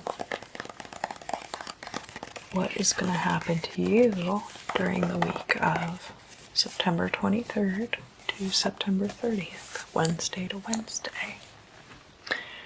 Well, as far as the ephemera is concerned, Mercury enters your sign around midnight, a little after midnight on Sunday the 27th. So, also to let you know, for those of you who don't think about such things, Yom Kippur begins in the evening of the 27th. So it'll be a little after midnight on the West Coast, and then the East Coast of the United States, it would be 3:40 in the morning. So if you live elsewhere in the world, it's just going to depend on your relationship to that vicinity. I live on the West Coast, so I'm going to give you the West Coast time first. And then the next day, on Monday, you have the moon in Pisces, and it is trine Mercury in Scorpio, and that's around 11:45 in the morning. Moon in Pisces is a very obscure energy, very hidden, very like nebulous. I wouldn't say totally purposeless, but not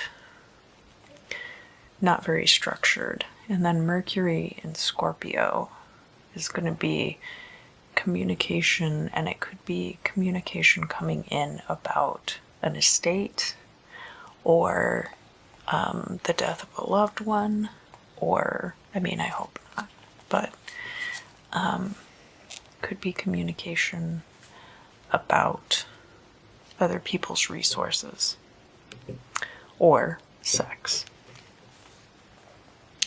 And because that's a trine placement, that's a very favorable kind of a communication. So it could be because things are obscured that this communication is going to work out in your favor. What else do we have here? That's really it for this week. What do I need to tell Scorpio, Sun, Moon, and Rising for the week of September 23rd till September 30th, Wednesday to Wednesday? I see like a black shepherd dog in a bridal shop. Friendly dog, but kind of skulking around the corners. And just among all these really beautiful traditional style wedding dresses, Does this mean that you're getting married or you're going bridal dress shopping? No. This dog in this bridal shop, it's like he lives there.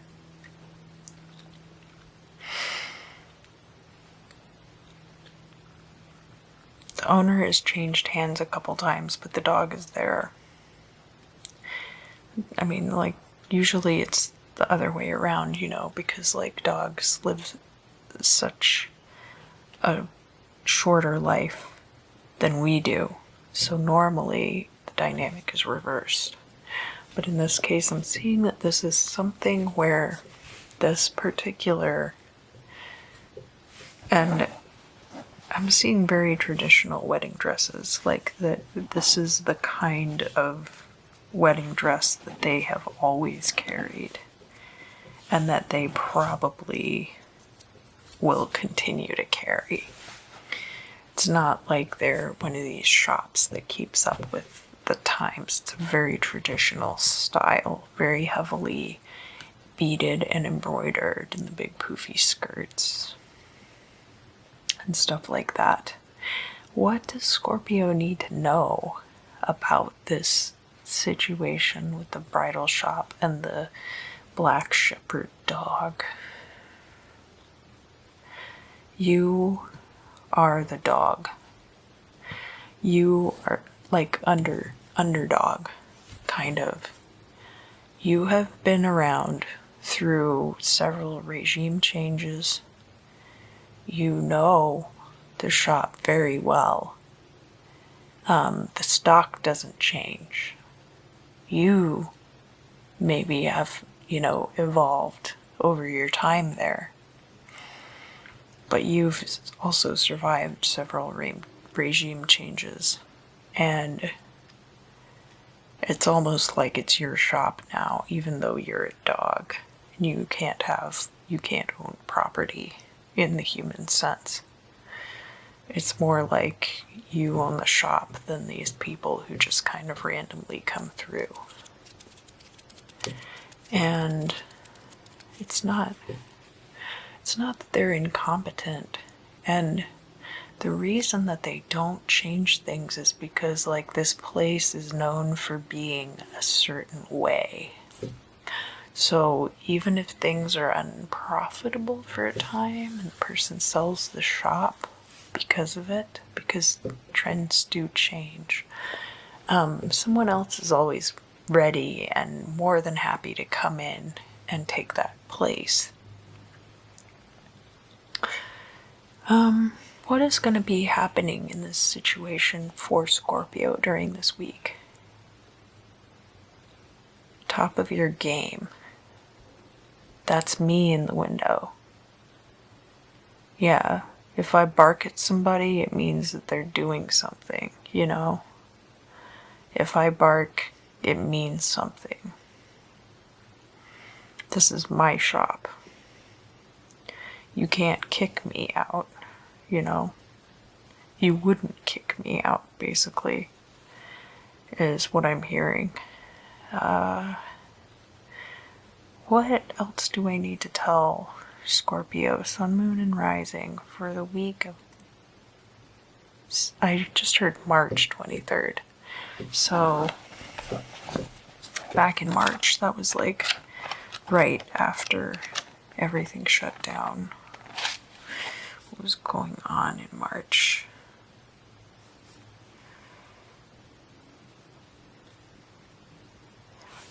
I'm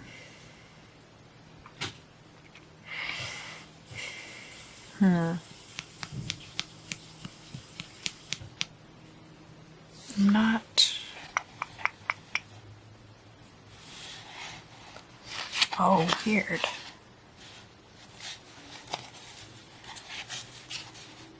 I had written down something from a dream. Now, this was for the 27th.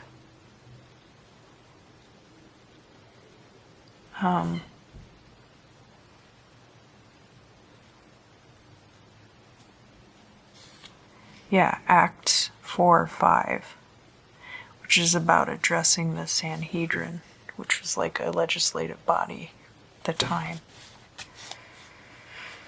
I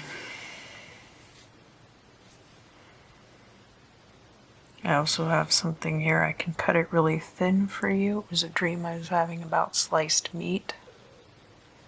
Is any of this relevant to... Are any of these things... Any of these things, like especially if you keep a journal, go back and look at what you have written down for March 23rd this week, which that would have been a Monday, so it would have been the 23rd through, oh, these papers, through the 29th.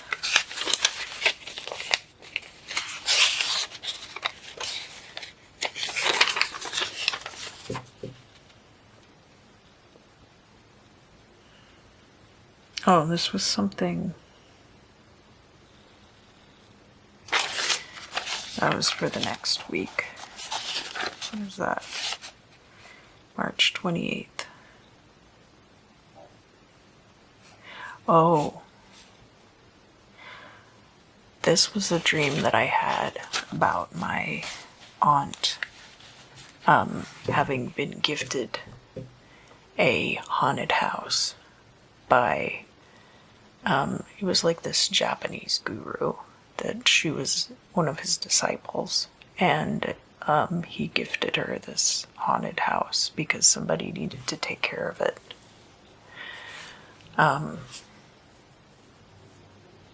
So it could be something like that too, where there's an element of responsibility there for you to take on a more custodial role in whatever this situation is, that even though you don't get the benefits of the ownership necessarily, you do still wield a lot of power, and therefore it's important for you to be custodial in your experiences there.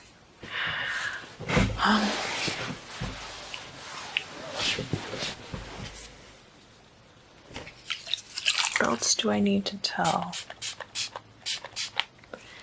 What else do I need to tell Scorpio, Sun, Moon, and Rising about this week, the 23rd through the 30th of September, Wednesday to Wednesday?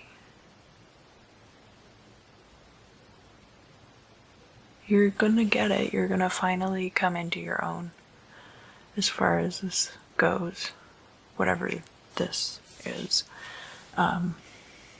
It's gonna be different for everyone, but you're like coming into this custodial role, and it's going to represent a different level of power for you in these situations, and depending on what that situation is, that could translate financially for you as well. So that even though you're not like the one writing the checks, you could still be reaping the benefits. Maybe you get an extra soup bone at the end of the week.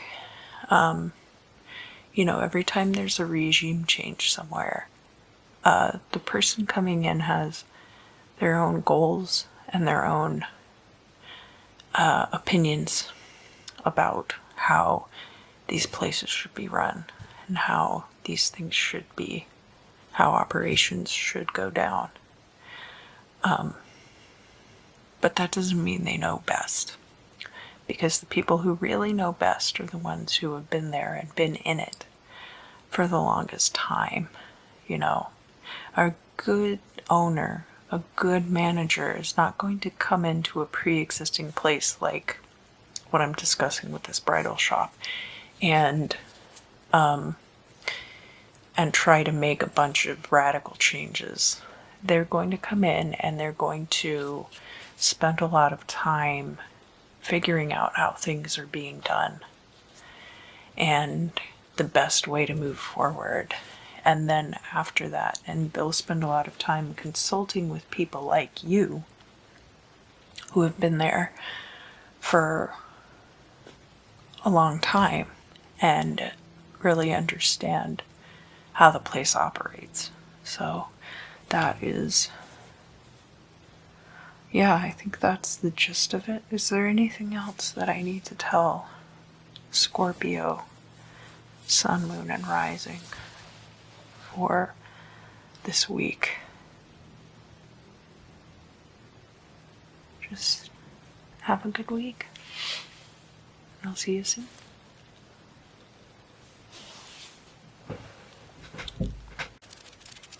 Hello, Sagittarius. Sun, Moon, and Rising.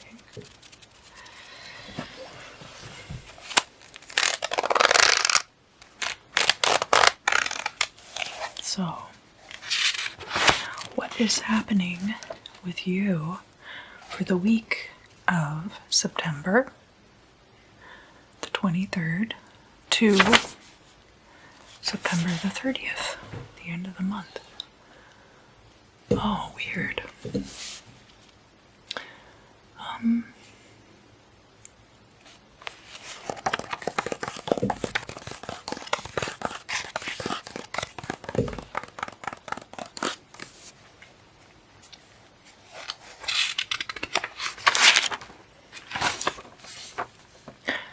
So on the 23rd, the moon will be in Sagittarius, but it is entering Capricorn at 7 in the evening on the west coast. But on the 23rd, you're going to have a square with Neptune in Pisces. So that's a fire energy square a water energy. So not totally complementary, but the moon in Sagittarius can be about secret travel plans. It can be about hidden knowledge. So it could be something like hidden knowledge, making things very nebulous. We also have that moon in Sagittarius sextile with Mercury in Libra, and this can be about, again, secret knowledge, secret travel plans, hidden things related to higher learning. Mercury in Libra being about communication with partners, whether in business or marriage, and communication about legal matters possibly as well. So it could be, because it's sextile, it's more favorable. It could be that because there is something hidden, legal communication is in your favor. And then we also have moon in Sagittarius trining the Mars in Aries. And Mars has been retrograde in Aries since, I think, the 8th or the 9th. And this is also a placement that is void, of course, as far as the moon is concerned. So that makes things a little more wobbly as well. The moon in Sagittarius, again, these hidden things regarding travel and higher learning, and sometimes spiritual things too. These things that elevate the self. Coming up against this very hot-headed, immature Mars in Aries energy. But it is a trine. You're both fire signs. So this could be, you getting a burst of energy that helps you follow through with something that you've wanted to do to elevate your higher states, take you to the next level. And that is everything for your placements for this week. as far as the ephemera are concerned. That is, everything is happening on that Wednesday, the 23rd, looks like.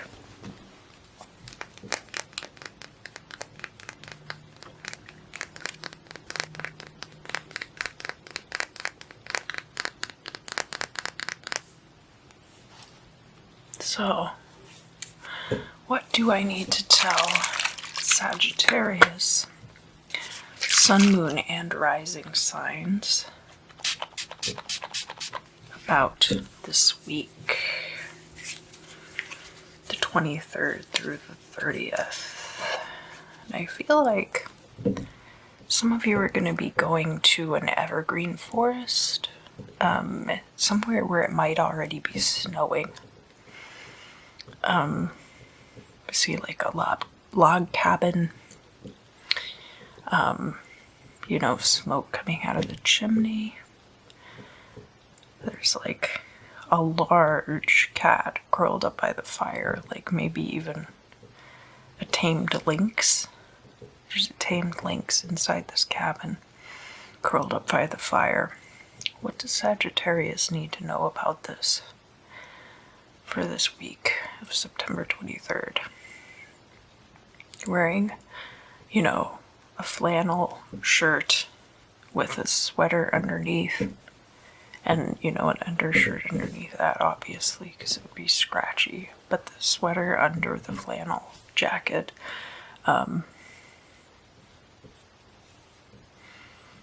You know, denim jeans, outdoor type boots.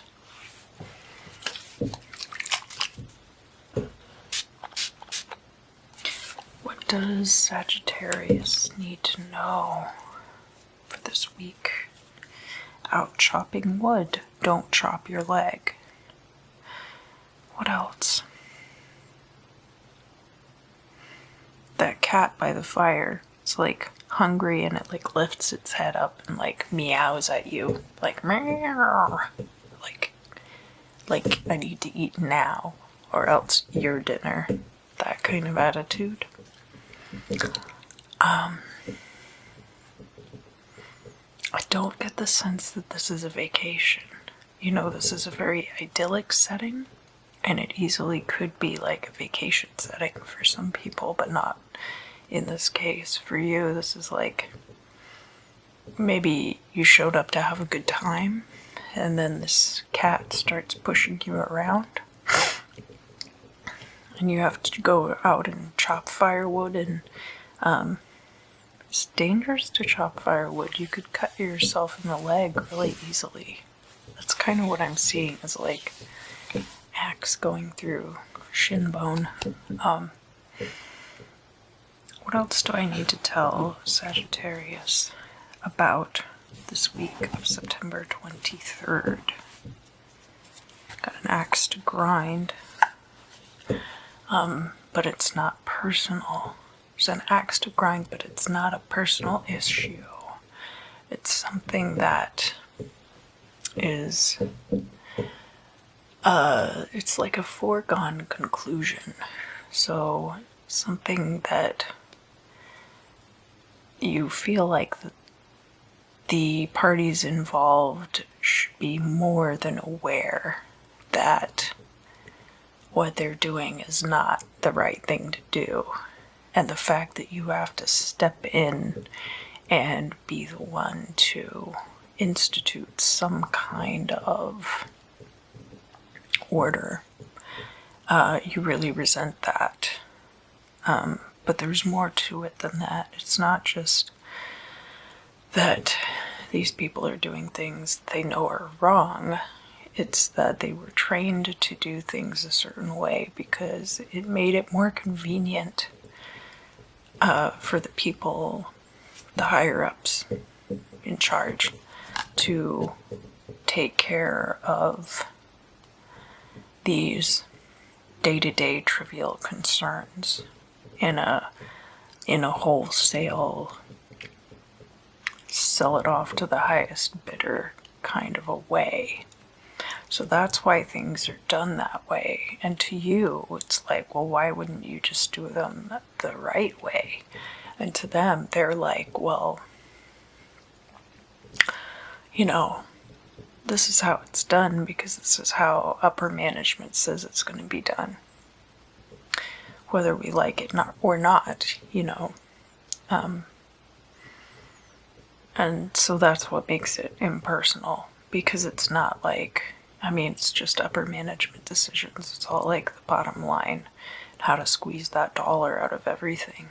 And that's really the problem with upper management, because when you take things to that corporate level and you end up with people making these, you know, really out there salaries just because they made it that far up the ladder, they become really disconnected from everything that's happening in the interface level. And it makes it much more difficult to operate because those people are only concerned with lining their own pockets. That's why they have gotten to that point, you know.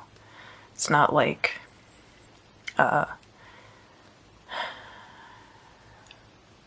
it's not like they're doing it out of the goodness of their heart, because they don't know those people.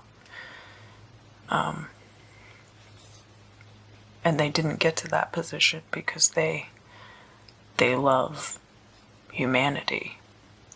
That's the kind of position you get to because you're trying to remove the humanity of situations.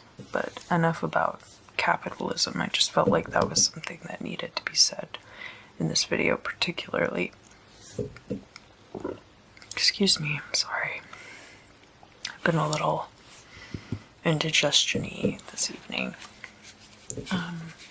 What else do I need to say to Sagittarius, Sun, Moon, and Rising about this week? You're getting your comeuppance. I don't know about comeuppance, though.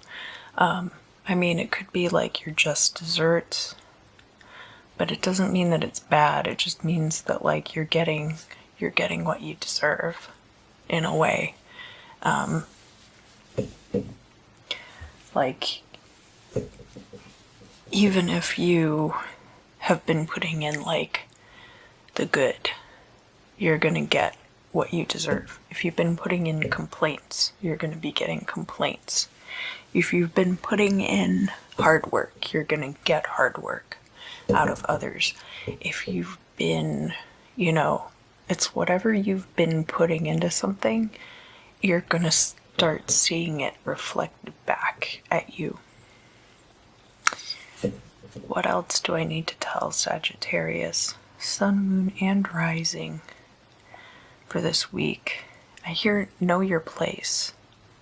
And I don't mean that in the way that people usually know your place. No, I don't mean it like that. I mean it like there are things that are not your responsibility. And it's important to be able to draw that line and divide between the things that are your responsibility and the things that are not. Because if you can just come in and just take care of the stuff that's not, you know, that's your responsibility, and leave the rest of that to the people who are in charge of it, then everything ends up evening out. And it can't always work out that way, as far as like, sometimes in order for you to do your job, you need for certain things to be in place. And I get that. But this isn't that kind of situation. It might look like it, but there are going to be things that you end up doing to kind of like circumvent and sidestep, and you'll be able to make a lot more things work. What else do I need to tell Sagittarius, Sun, Moon, and Rising about this week of September 23rd, starting on Wednesday? Get the most out of it that you can. Just get get whatever you can out of it now. No, I mean, now or for the duration, or yeah, just whatever you can get out of it. Get out of it. What else do I need to tell Sagittarius? That's it. That's all I have for you this month. Thank you so much. I'll see you again soon.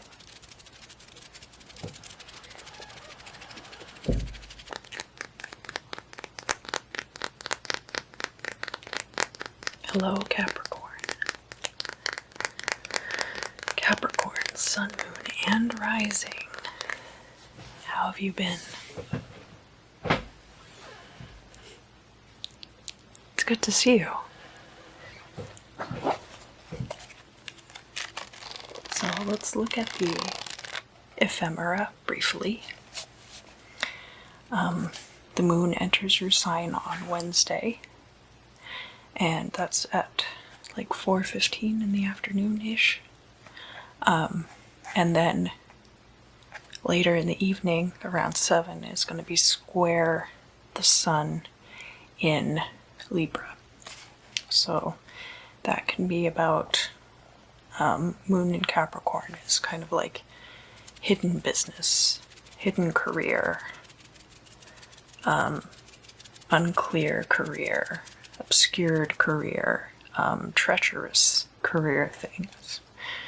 And then sun in Libra, of course, being the illumination of justice, squared to that. So I think there's going to be a situation where maybe there was something in a job or a career setting that was unclear, and this sun in Libra square is going to illuminate with justice whatever that situation was. So then again on Thursday we have moon in Capricorn.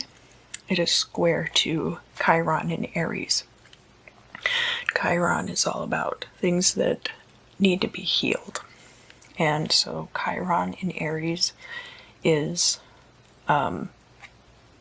immaturity, can have to do with beginnings, these things that need to be dealt with. And if you're looking at things that are hidden in your career, maybe there's an immaturity there that you need to address. Moon in Capricorn is also trine to Uranus in Taurus, so that's a lot of good ideas that are then being brought forward because of dealing with this other situation. All right, so then on Friday the 25th, we've got all of these placements with that moon in Capricorn, right? So conjunctions, you have Jupiter in Capricorn, you've got Pluto in Capricorn, and you have Saturn in Capricorn. All of those things clustered together is a really potent grouping for career and success. And I think with the moon in Capricorn, things that have been obscured are going to be, again, like with the opposition or the square to the sun in Libra, things are going to be brought out into the light. You also have a sextile with Neptune in Pisces. So that's going to be, everything's going to be very fluid and very malleable. And then you've got a quincunx to Venus in Leo, which is good for creativity and it can be about romance, but in this case, for this week, I've been kind of reading it as like a creative, passionate, creative energy. And then we also have a square to Mars in Aries. Now this is going to be maybe like too much frenetic energy for you to really use it entirely. might be a sleepless night because that's in the evening, like around 4:15ish in the afternoon, or 7:15ish if you're on the east coast of the United States. And then you also have Moon in Capricorn square to Mercury in Libra, and that is when the moon is void of course. So then by 8:36 p.m. things are starting to kind of like lose direction a little bit, losing the plot. And then by 11:08 West Coast time, the moon is going to enter Aquarius. Now, Saturday the 26th, you've got a quincunx between Pluto in Capricorn and Venus in Leo. This could be a good way to kind of tie up a lot of that creative energy, depending on how you work with Pluto energy. It's favorable, though. And then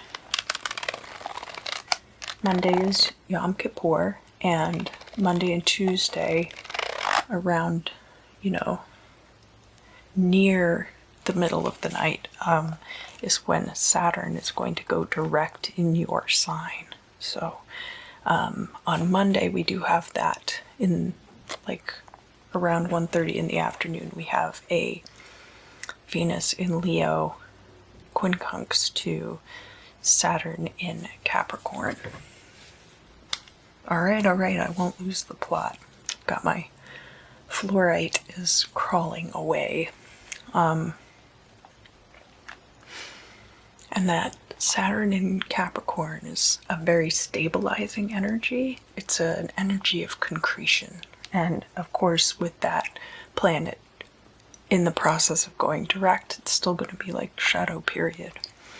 That Venus in Leo is going to be that creative passion spark that you need to really capitalize on that.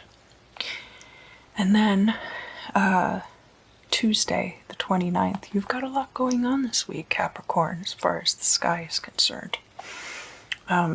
You've got Mars in Aries square to Saturn in Capricorn, which has just gone direct this time. And that is then this other side of the energy, which is Venus in Leo being like creative, passionate spark. Mars in Aries is this kind of very frenetic, like powerful burst of energy. And so it might kind of be off-centering, like put you off your balance to have that come in the very next day. And then you have the moon in Pisces is going to be sextile Jupiter in Capricorn. So that's going to be tempering to that energy. And moon in Pisces being a passionate energy, but also a very flexible one. Well, not so much passionate as like romanticized energy, not passionate. I correct that. And then Jupiter in Capricorn being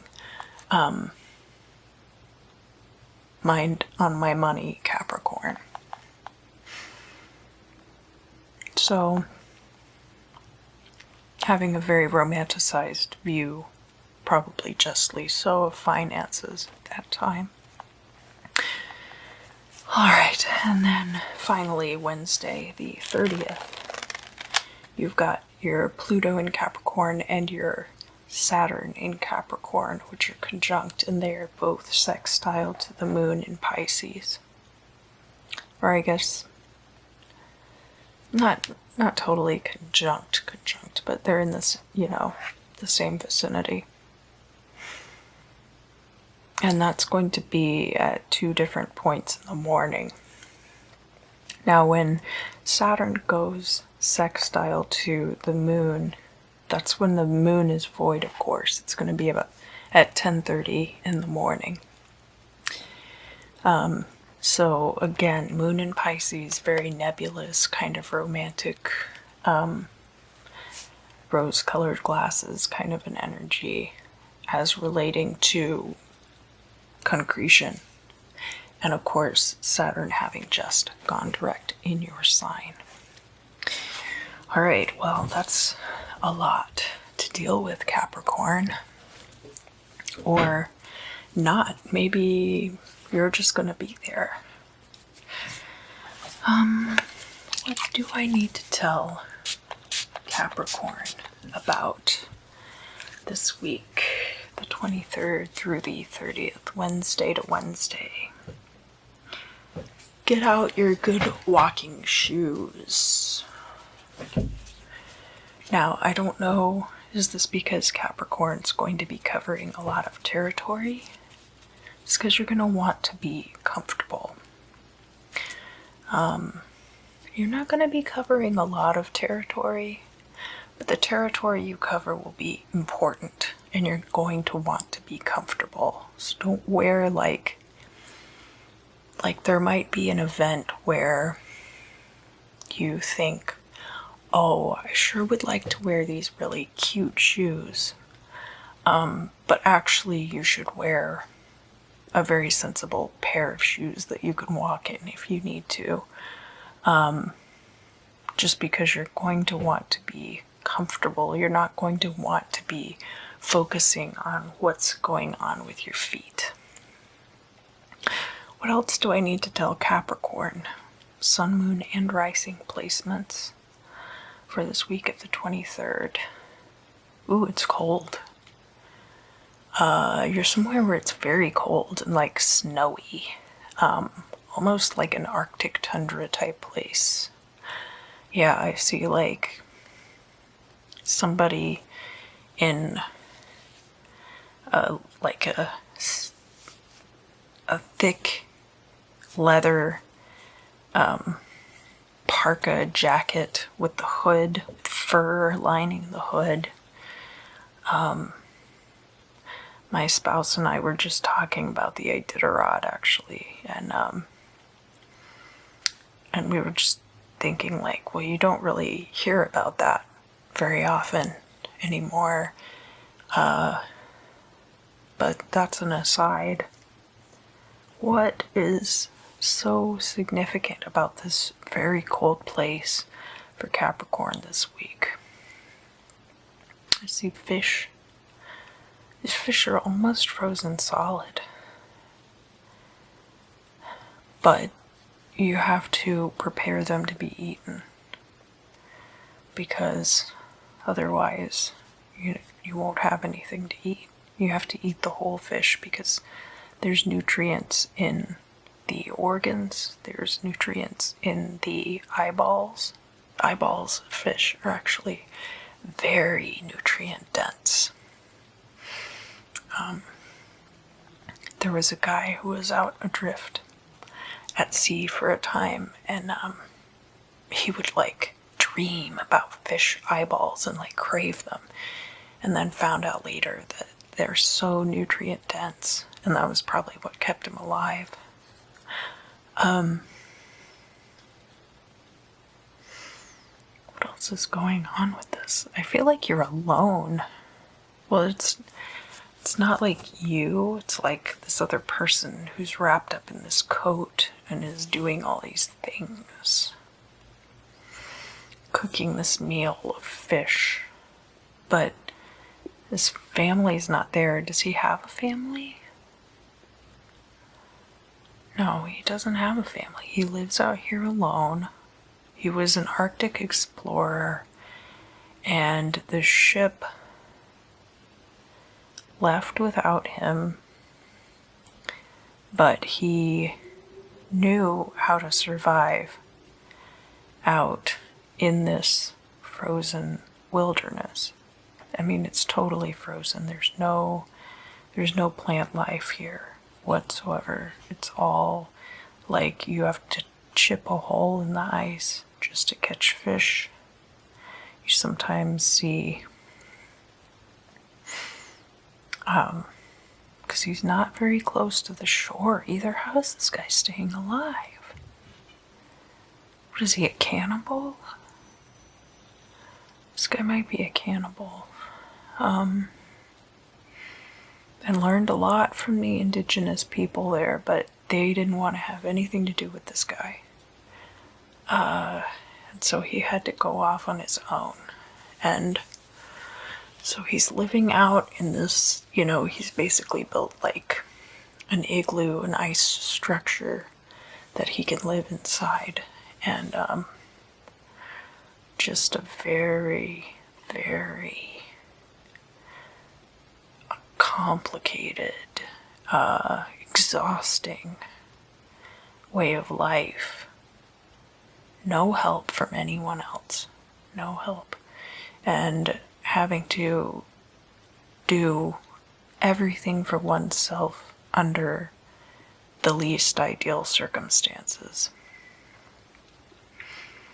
And just existence really being a struggle. What about this pertains to Capricorn, Sun, Moon, and Rising at this time? You're gonna get out of this situation.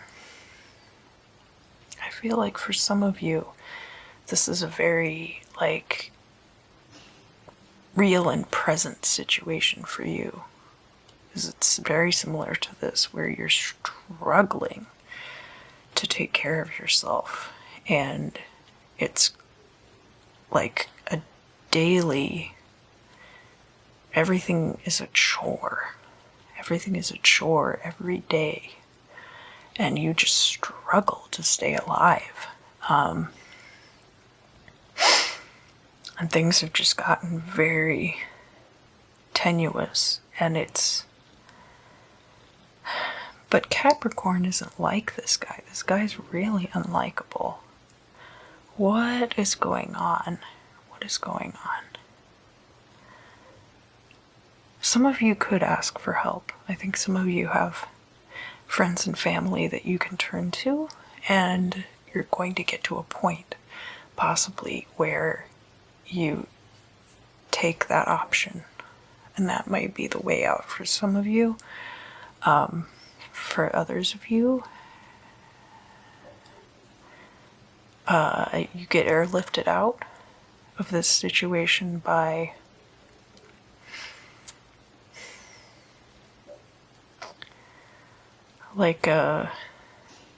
teleported to the next level, kind of, so that everything's a struggle down here, and then maybe this guy lived there for a long time. Gosh, did he die there?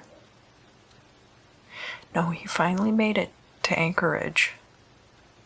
How did he get to Anchorage? I'm sorry, this story is so weird. I gotta follow this.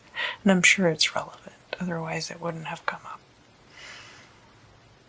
Oh, let me check.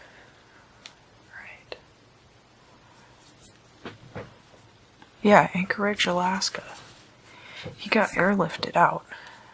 There was another expedition. But it wasn't...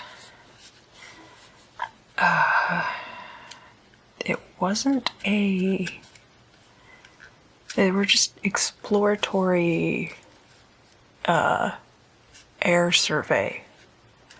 And so they weren't... because they could only fly over for so long because your wings will ice up if it's too cold.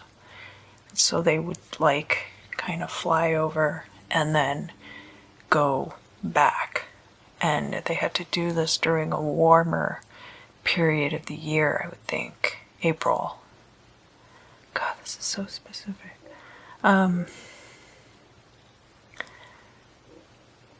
So then he ends up back in Anchorage and gets in a bar fight, and a guy cuts him up with a beer bottle, and he dies. God, that's so weird. Is that what's gonna happen to Capricorn? No.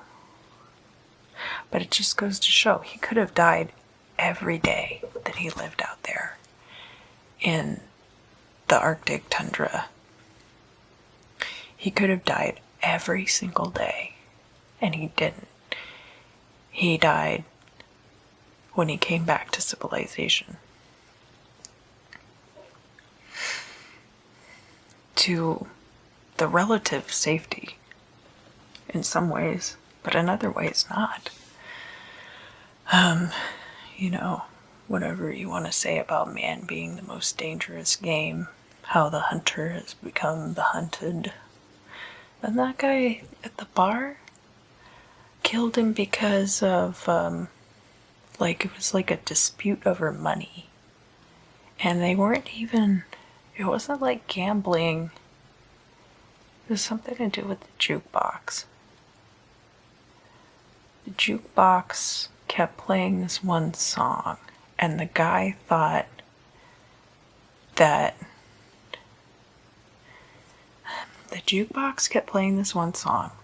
The guy had put his money in because he wanted to hear a different song, and this other song kept coming on. He thought he wasn't going to get to hear his song that he'd spent his money on, and he thought that the person who had put on that song was this guy.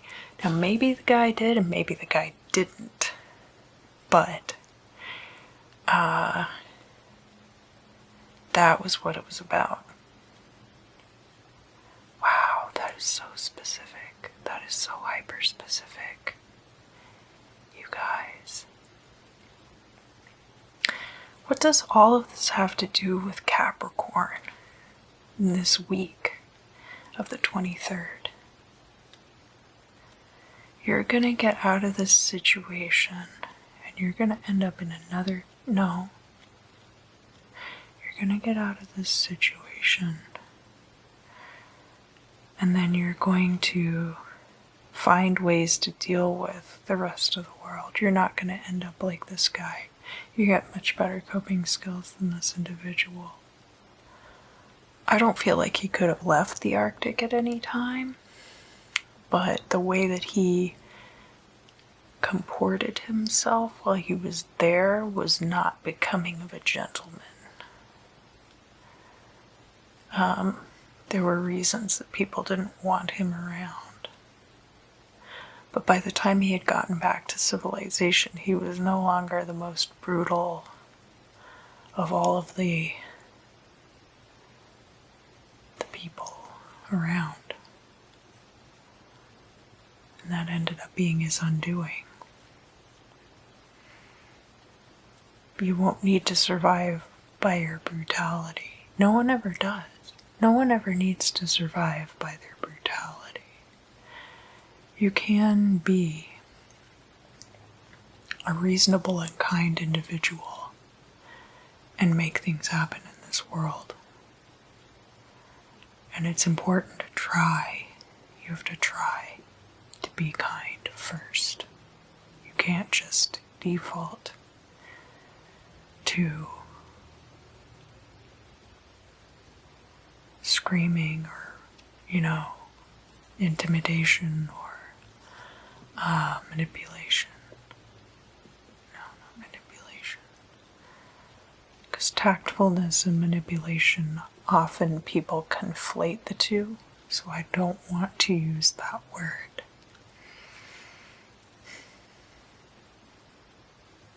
Yeah, getting people backed into a corner. Alright, what else do I need to tell Capricorn, Sun, Moon, and Rising for this week? That's it, you did it.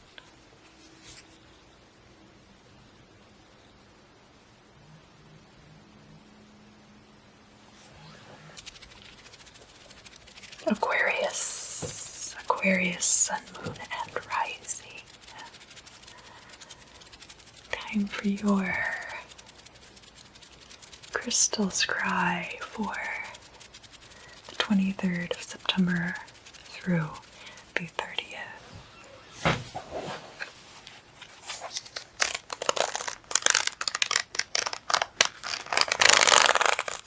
Let's see what the ephemera says. Moon is going to enter your sign on Friday, the 25th.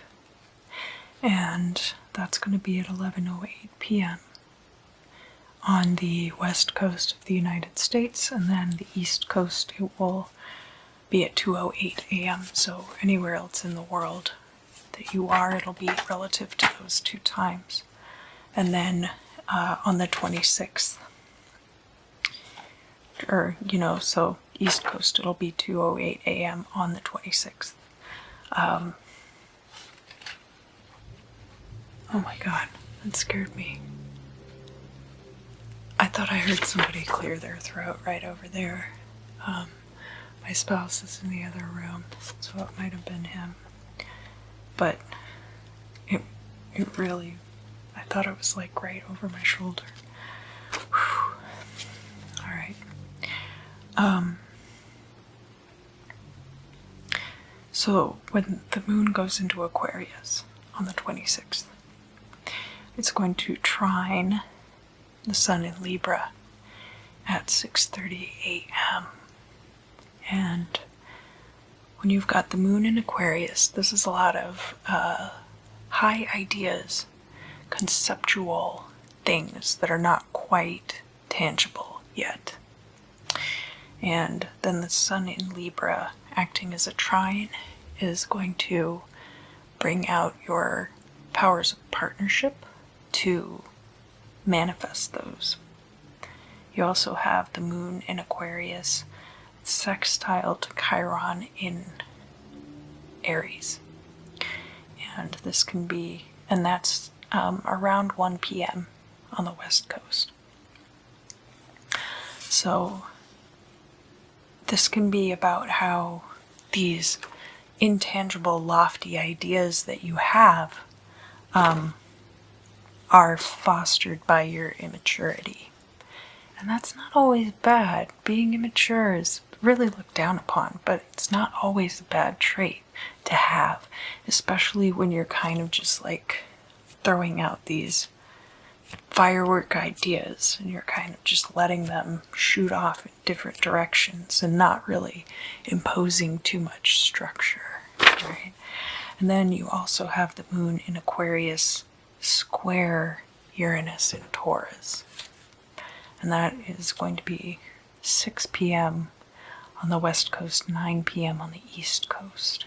And this Uranus and Taurus situation is, it's kind of like a lot of, you know, ideas, and I feel like it's a little bit of like too many cooks in the kitchen sort of energy. But with the square to the moon in Aquarius, because there's no recipe book, it just makes things a little more complicated. And then on the 27th, you've got Mercury entering Scorpio, and you have the moon in Aquarius opposite Venus in Leo. Now, Venus in Leo is this very passionate, creative energy. And because your ideas have not yet reached a point of tangibility, it's kind of just this big swarming cloud of conceptual things, and you're not really able to take action, maybe like you would want to. And then that continues until Monday, and you also have at 12:18 a.m. on the West Coast, the moon is void of course in Aquarius, right before it enters Pisces at 8:34 a.m. on the West Coast. And so at 12:18 in the morning, it's void of course, and it is sextile Mars in Aries. So again, because the energy is less focused, it's just this very like immature kind of spouting off, kind of spark energy, spunky. That's like a good time to kind of have this cloud of ideation around you. So as long as you're not trying too hard to pin anything down hard, it should be an exciting and fun time. excuse me, if you like to enjoy marijuana, for example, it seems like it would be a good time to do that. I don't enjoy it, but I don't judge either. Aquarius, sun, moon, and rising. What do you need to know for this week, September 23rd through September 30th?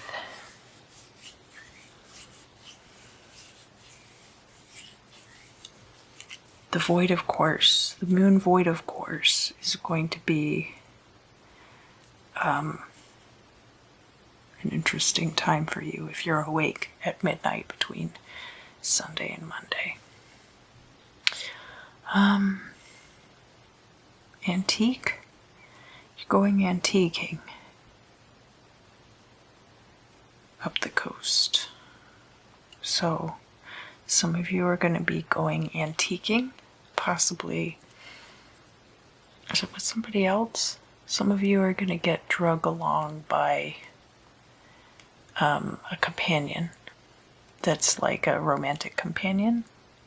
Doesn't necessarily have to be girlfriend or boyfriend or pal. Just somebody that you're like attached to. I think a lot of you are not necessarily into antiquing as a practice, but enjoy it when you go with someone else. And it's going to be like these, and if it's not antiquing, it's something like that, where you're going like to this rows and rows of shops that are all antique stores, all full of these fun, diverse items, but not necessarily something that you would have been drawn to do on your own. Really getting that sense. Not like you've been dragged, but just it wouldn't have been something that you would have thought to do on your own. And this other person has really experienced these stores to the point that they knew that you would enjoy it. And it's more of a curated experience because you're there with this other person and they've curated this for you in a lot of ways.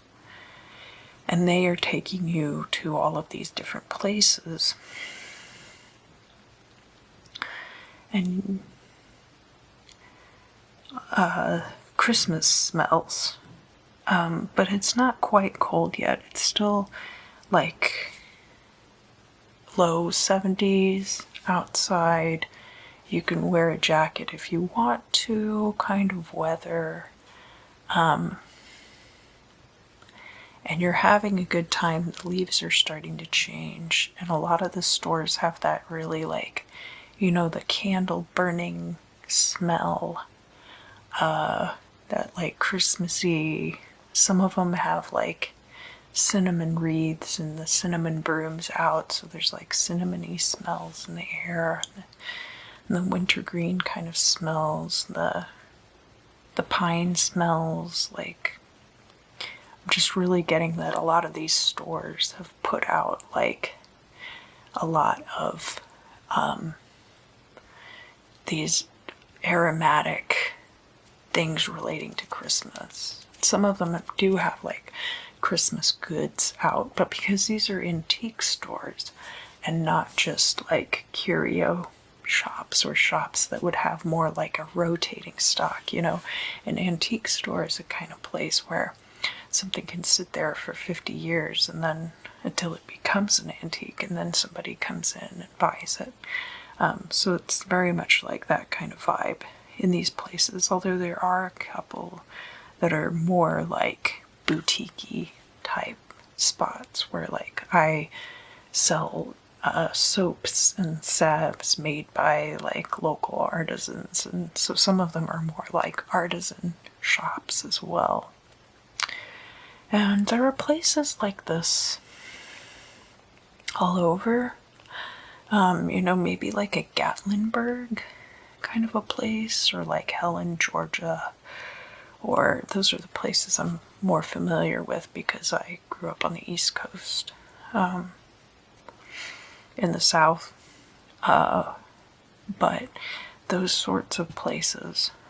And I'm really getting the sense that everybody's really gearing up for Christmas, but this is just going to be a very enjoyable and fun experience for you. Alright, is there anything I need to tell Aquarius? Yeah, I mean, if it's not that situation exactly, it's going to be some kind of analog of that situation where you're, you know, involved in this curated experience with a very close confidant type of companion.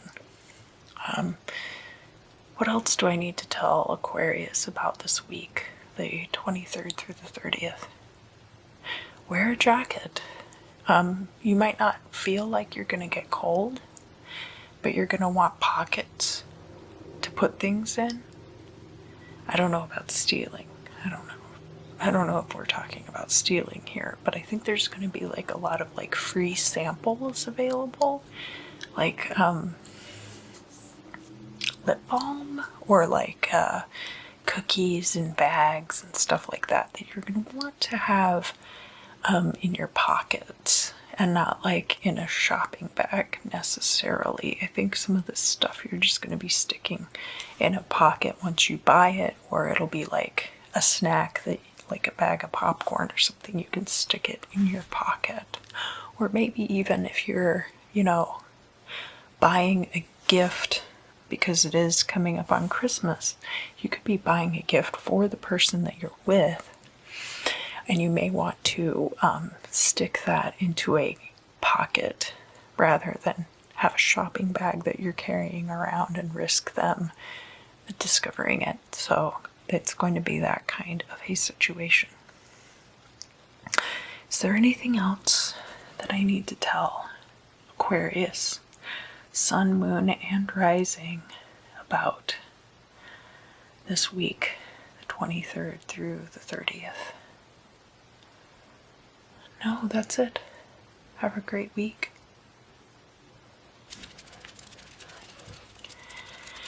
Hello, Pisces. Hello, hello, hello.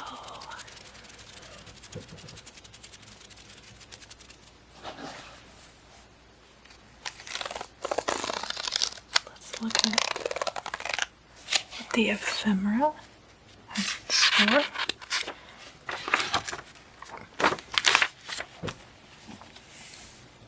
Excuse me, I'm sorry. So, Neptune is in your sign, which is its native sign. Always good. We do have on the 23rd, we have Moon in Sagittarius square Neptune in Pisces. So this can be about Moon in Sagittarius is Sagittarius ruling the 9th house. It's all these things that elevate us. Sagittarius, Jupiter, 9th house, all of those are kind of like the things that elevate you, prosperity, the things that bring you wealth. Not like career, that would be like Saturn, but the things that bring you prosperity and wealth and elevate you. But because it's in the Moon in Sagittarius, it is kind of like hidden things. So hidden agendas when it comes to your success. And because that's square to Neptune in your sign, it's a very nebulous situation. And it might be something that needs to be pinned down. I keep having little pieces of fluff floating around my head. I don't know where that's coming from.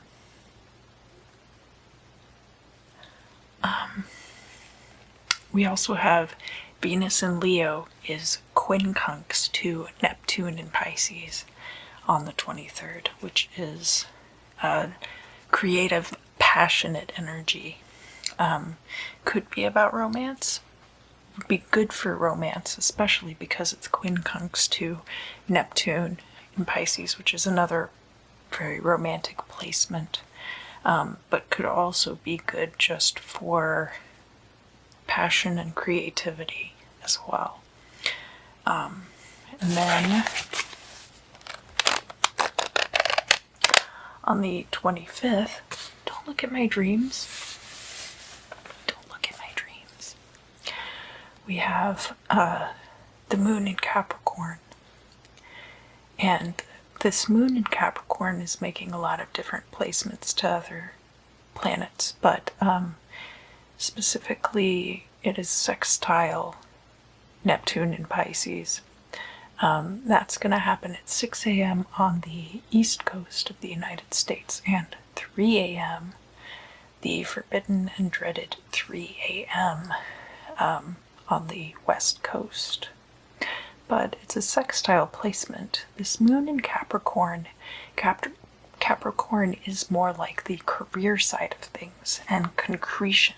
So this creative energy that you were feeling with the quincunx of Venus and Leo, and then also, you know, coming out of that moon in Sagittarius square energy, this will be when you kind of pull it all together. And then, do we have any other placements for you? So, Yom Kippur is on Monday. It starts at sundown on the 27th, which is Sunday. The moon enters Pisces on this day. And that is going to occur at 8:34 a.m. Pacific time, 11:34 East Coast. And then at 11:45 in the morning, the moon in Pisces is going to trine Mercury in Scorpio.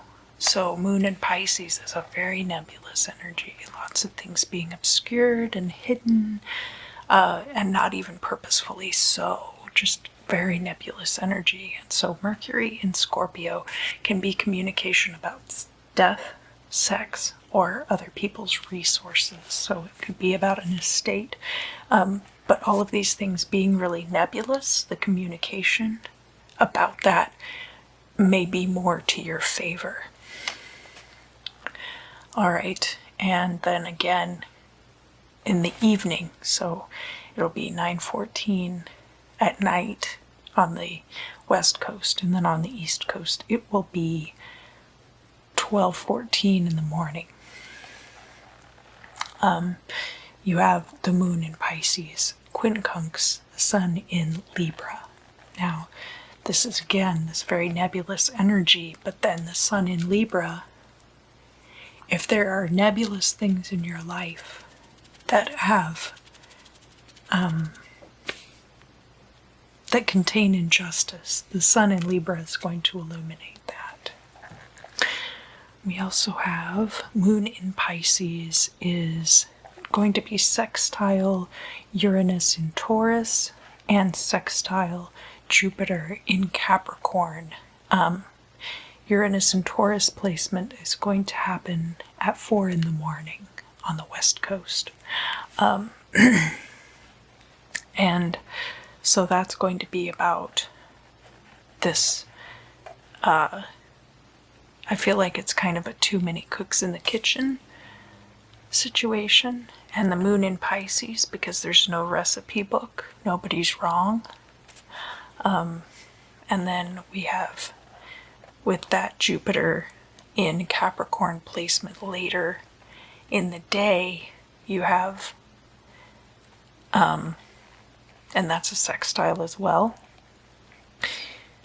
this very like nebulous kind of watery energy being sextile to this very focused success path of Jupiter in Capricorn. Maybe will give you like a grounding. Not a grounding. Hold on. When you get somebody who's so like purposefully minded, like Jupiter in Capricorn has been, and it's been, you know, retrograde for a lot of the summer, so that's been very intensely that energy. So when you get this moon in Pisces, it kind of like puts up a smoke screen to that, and you kind of like snap out of it long enough to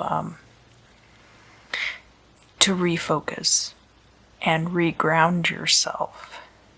I am getting like grounding, but it's not necessarily like grounding.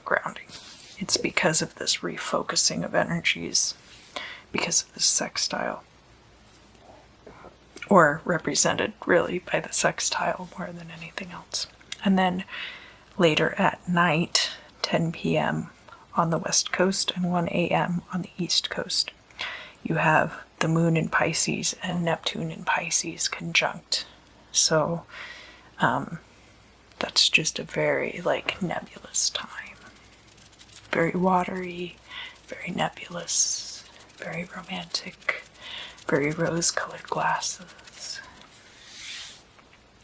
And then on Wednesday, the moon in Pisces is making sextile placements to Pluto and Saturn in Capricorn, and a quincunx to the Venus in Leo.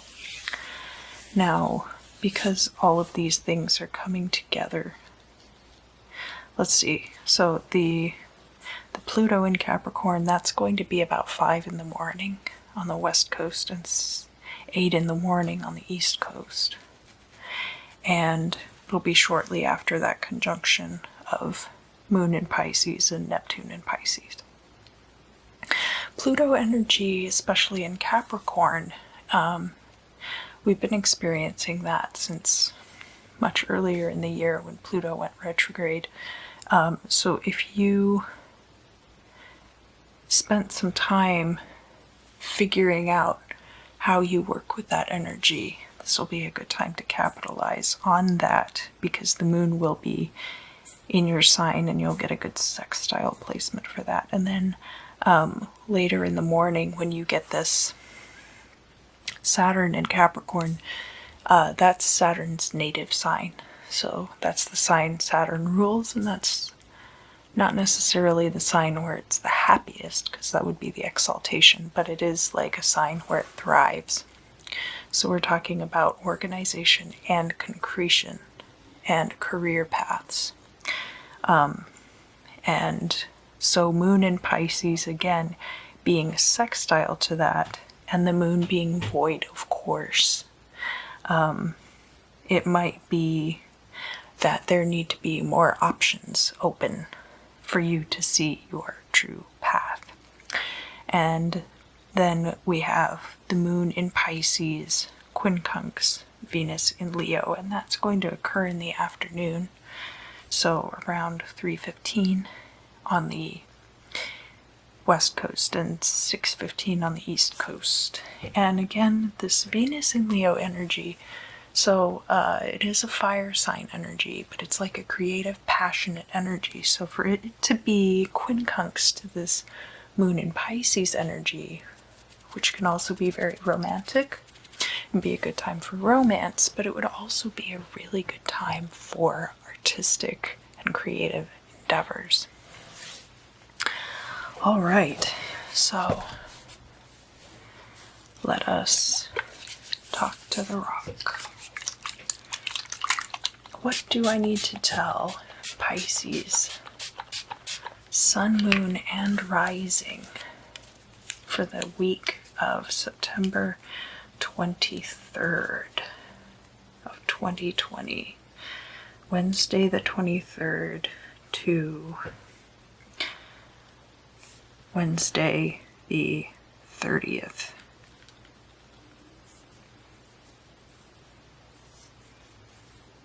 You're getting arrogant? Are you? Pisces, is it true? You're getting arrogant about something not related to any of the things you're actually good at, but it's kind of like, I feel like you're saying to somebody, I do the best winged eyeliner, even though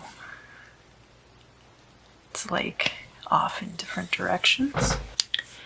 Basically, it's something that it's so apparent that you're not the greatest in this area, that it brings other areas of your expertise into question. And it's almost like a joke on your part. It's not really like, oh, I'm the best, but it's like funny for you to say like, I'm the best. I'm the best at watching Netflix in the shower. Your computer's wet. It turned off. What are you talking about? So it's something like that, where because it's so clear to people around you that you're not ideal in this position, that it's like making you look less credible, even though to you it's a joke. And that's kind of the thing, it's like you're arrogant about it, but it's not like a real arrogance. It's just like a posturing, this kind of like funny behaviors to see how other people react, kind of posturing. And the people around you aren't they're not seeing it for the joke that it is. A lot of people around you are taking that at face value, and it's causing them to question their perceptions of your leadership skills, which actually are quite strong. Even though Pisces is not necessarily what we think of as a leadership sign, I think a lot of Pisces are quite gifted in that area. And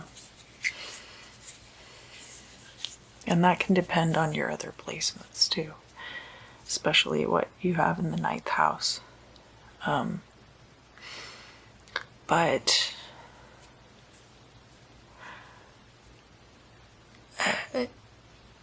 all right, so what do I need to tell Pisces about this? You need to make it more clear that this is a joke to you. That this is not something that you take seriously, because it's okay to joke around and still be professional. You can have a sense of humor and still be a professional. And I really get that this isn't a job or a work atmosphere of some kind.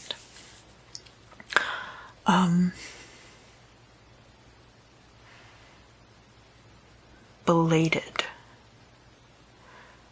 Yeah. It could even be like, you're like, I'm the best at birthdays. I should plan all the birthday parties. And then you're always walking up to people one day later and being like, happy belated. Something like that. Something where it's too complex. There's like a change of day chronologically forward before the punchline comes.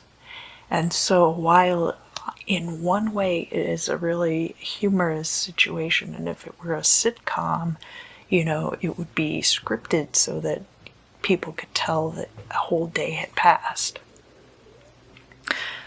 Because in this situation, it's real life and people are concerned with all these other things, and they're not thinking about, the fact that you think you're so great at birthdays,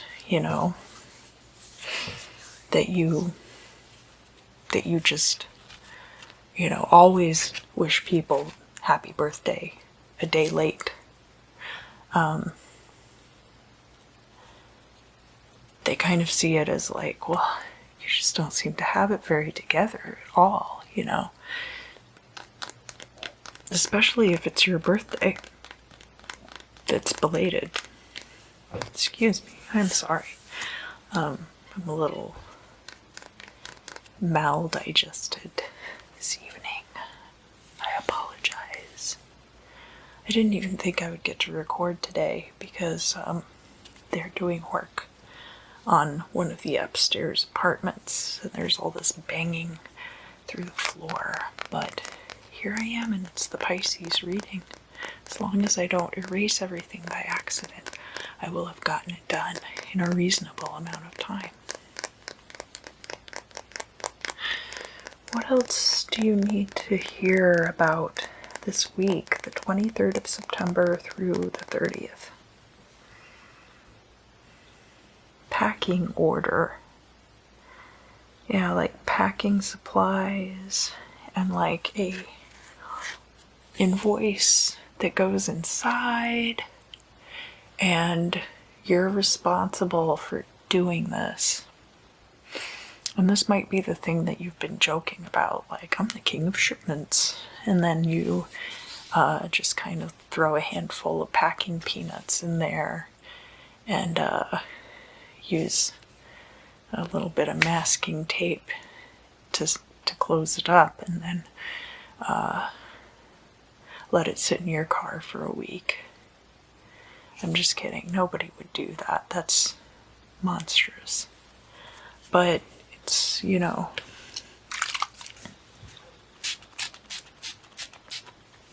what else do I need to tell Pisces for this week? Is that it? Yeah, that's all I need to say to you this week.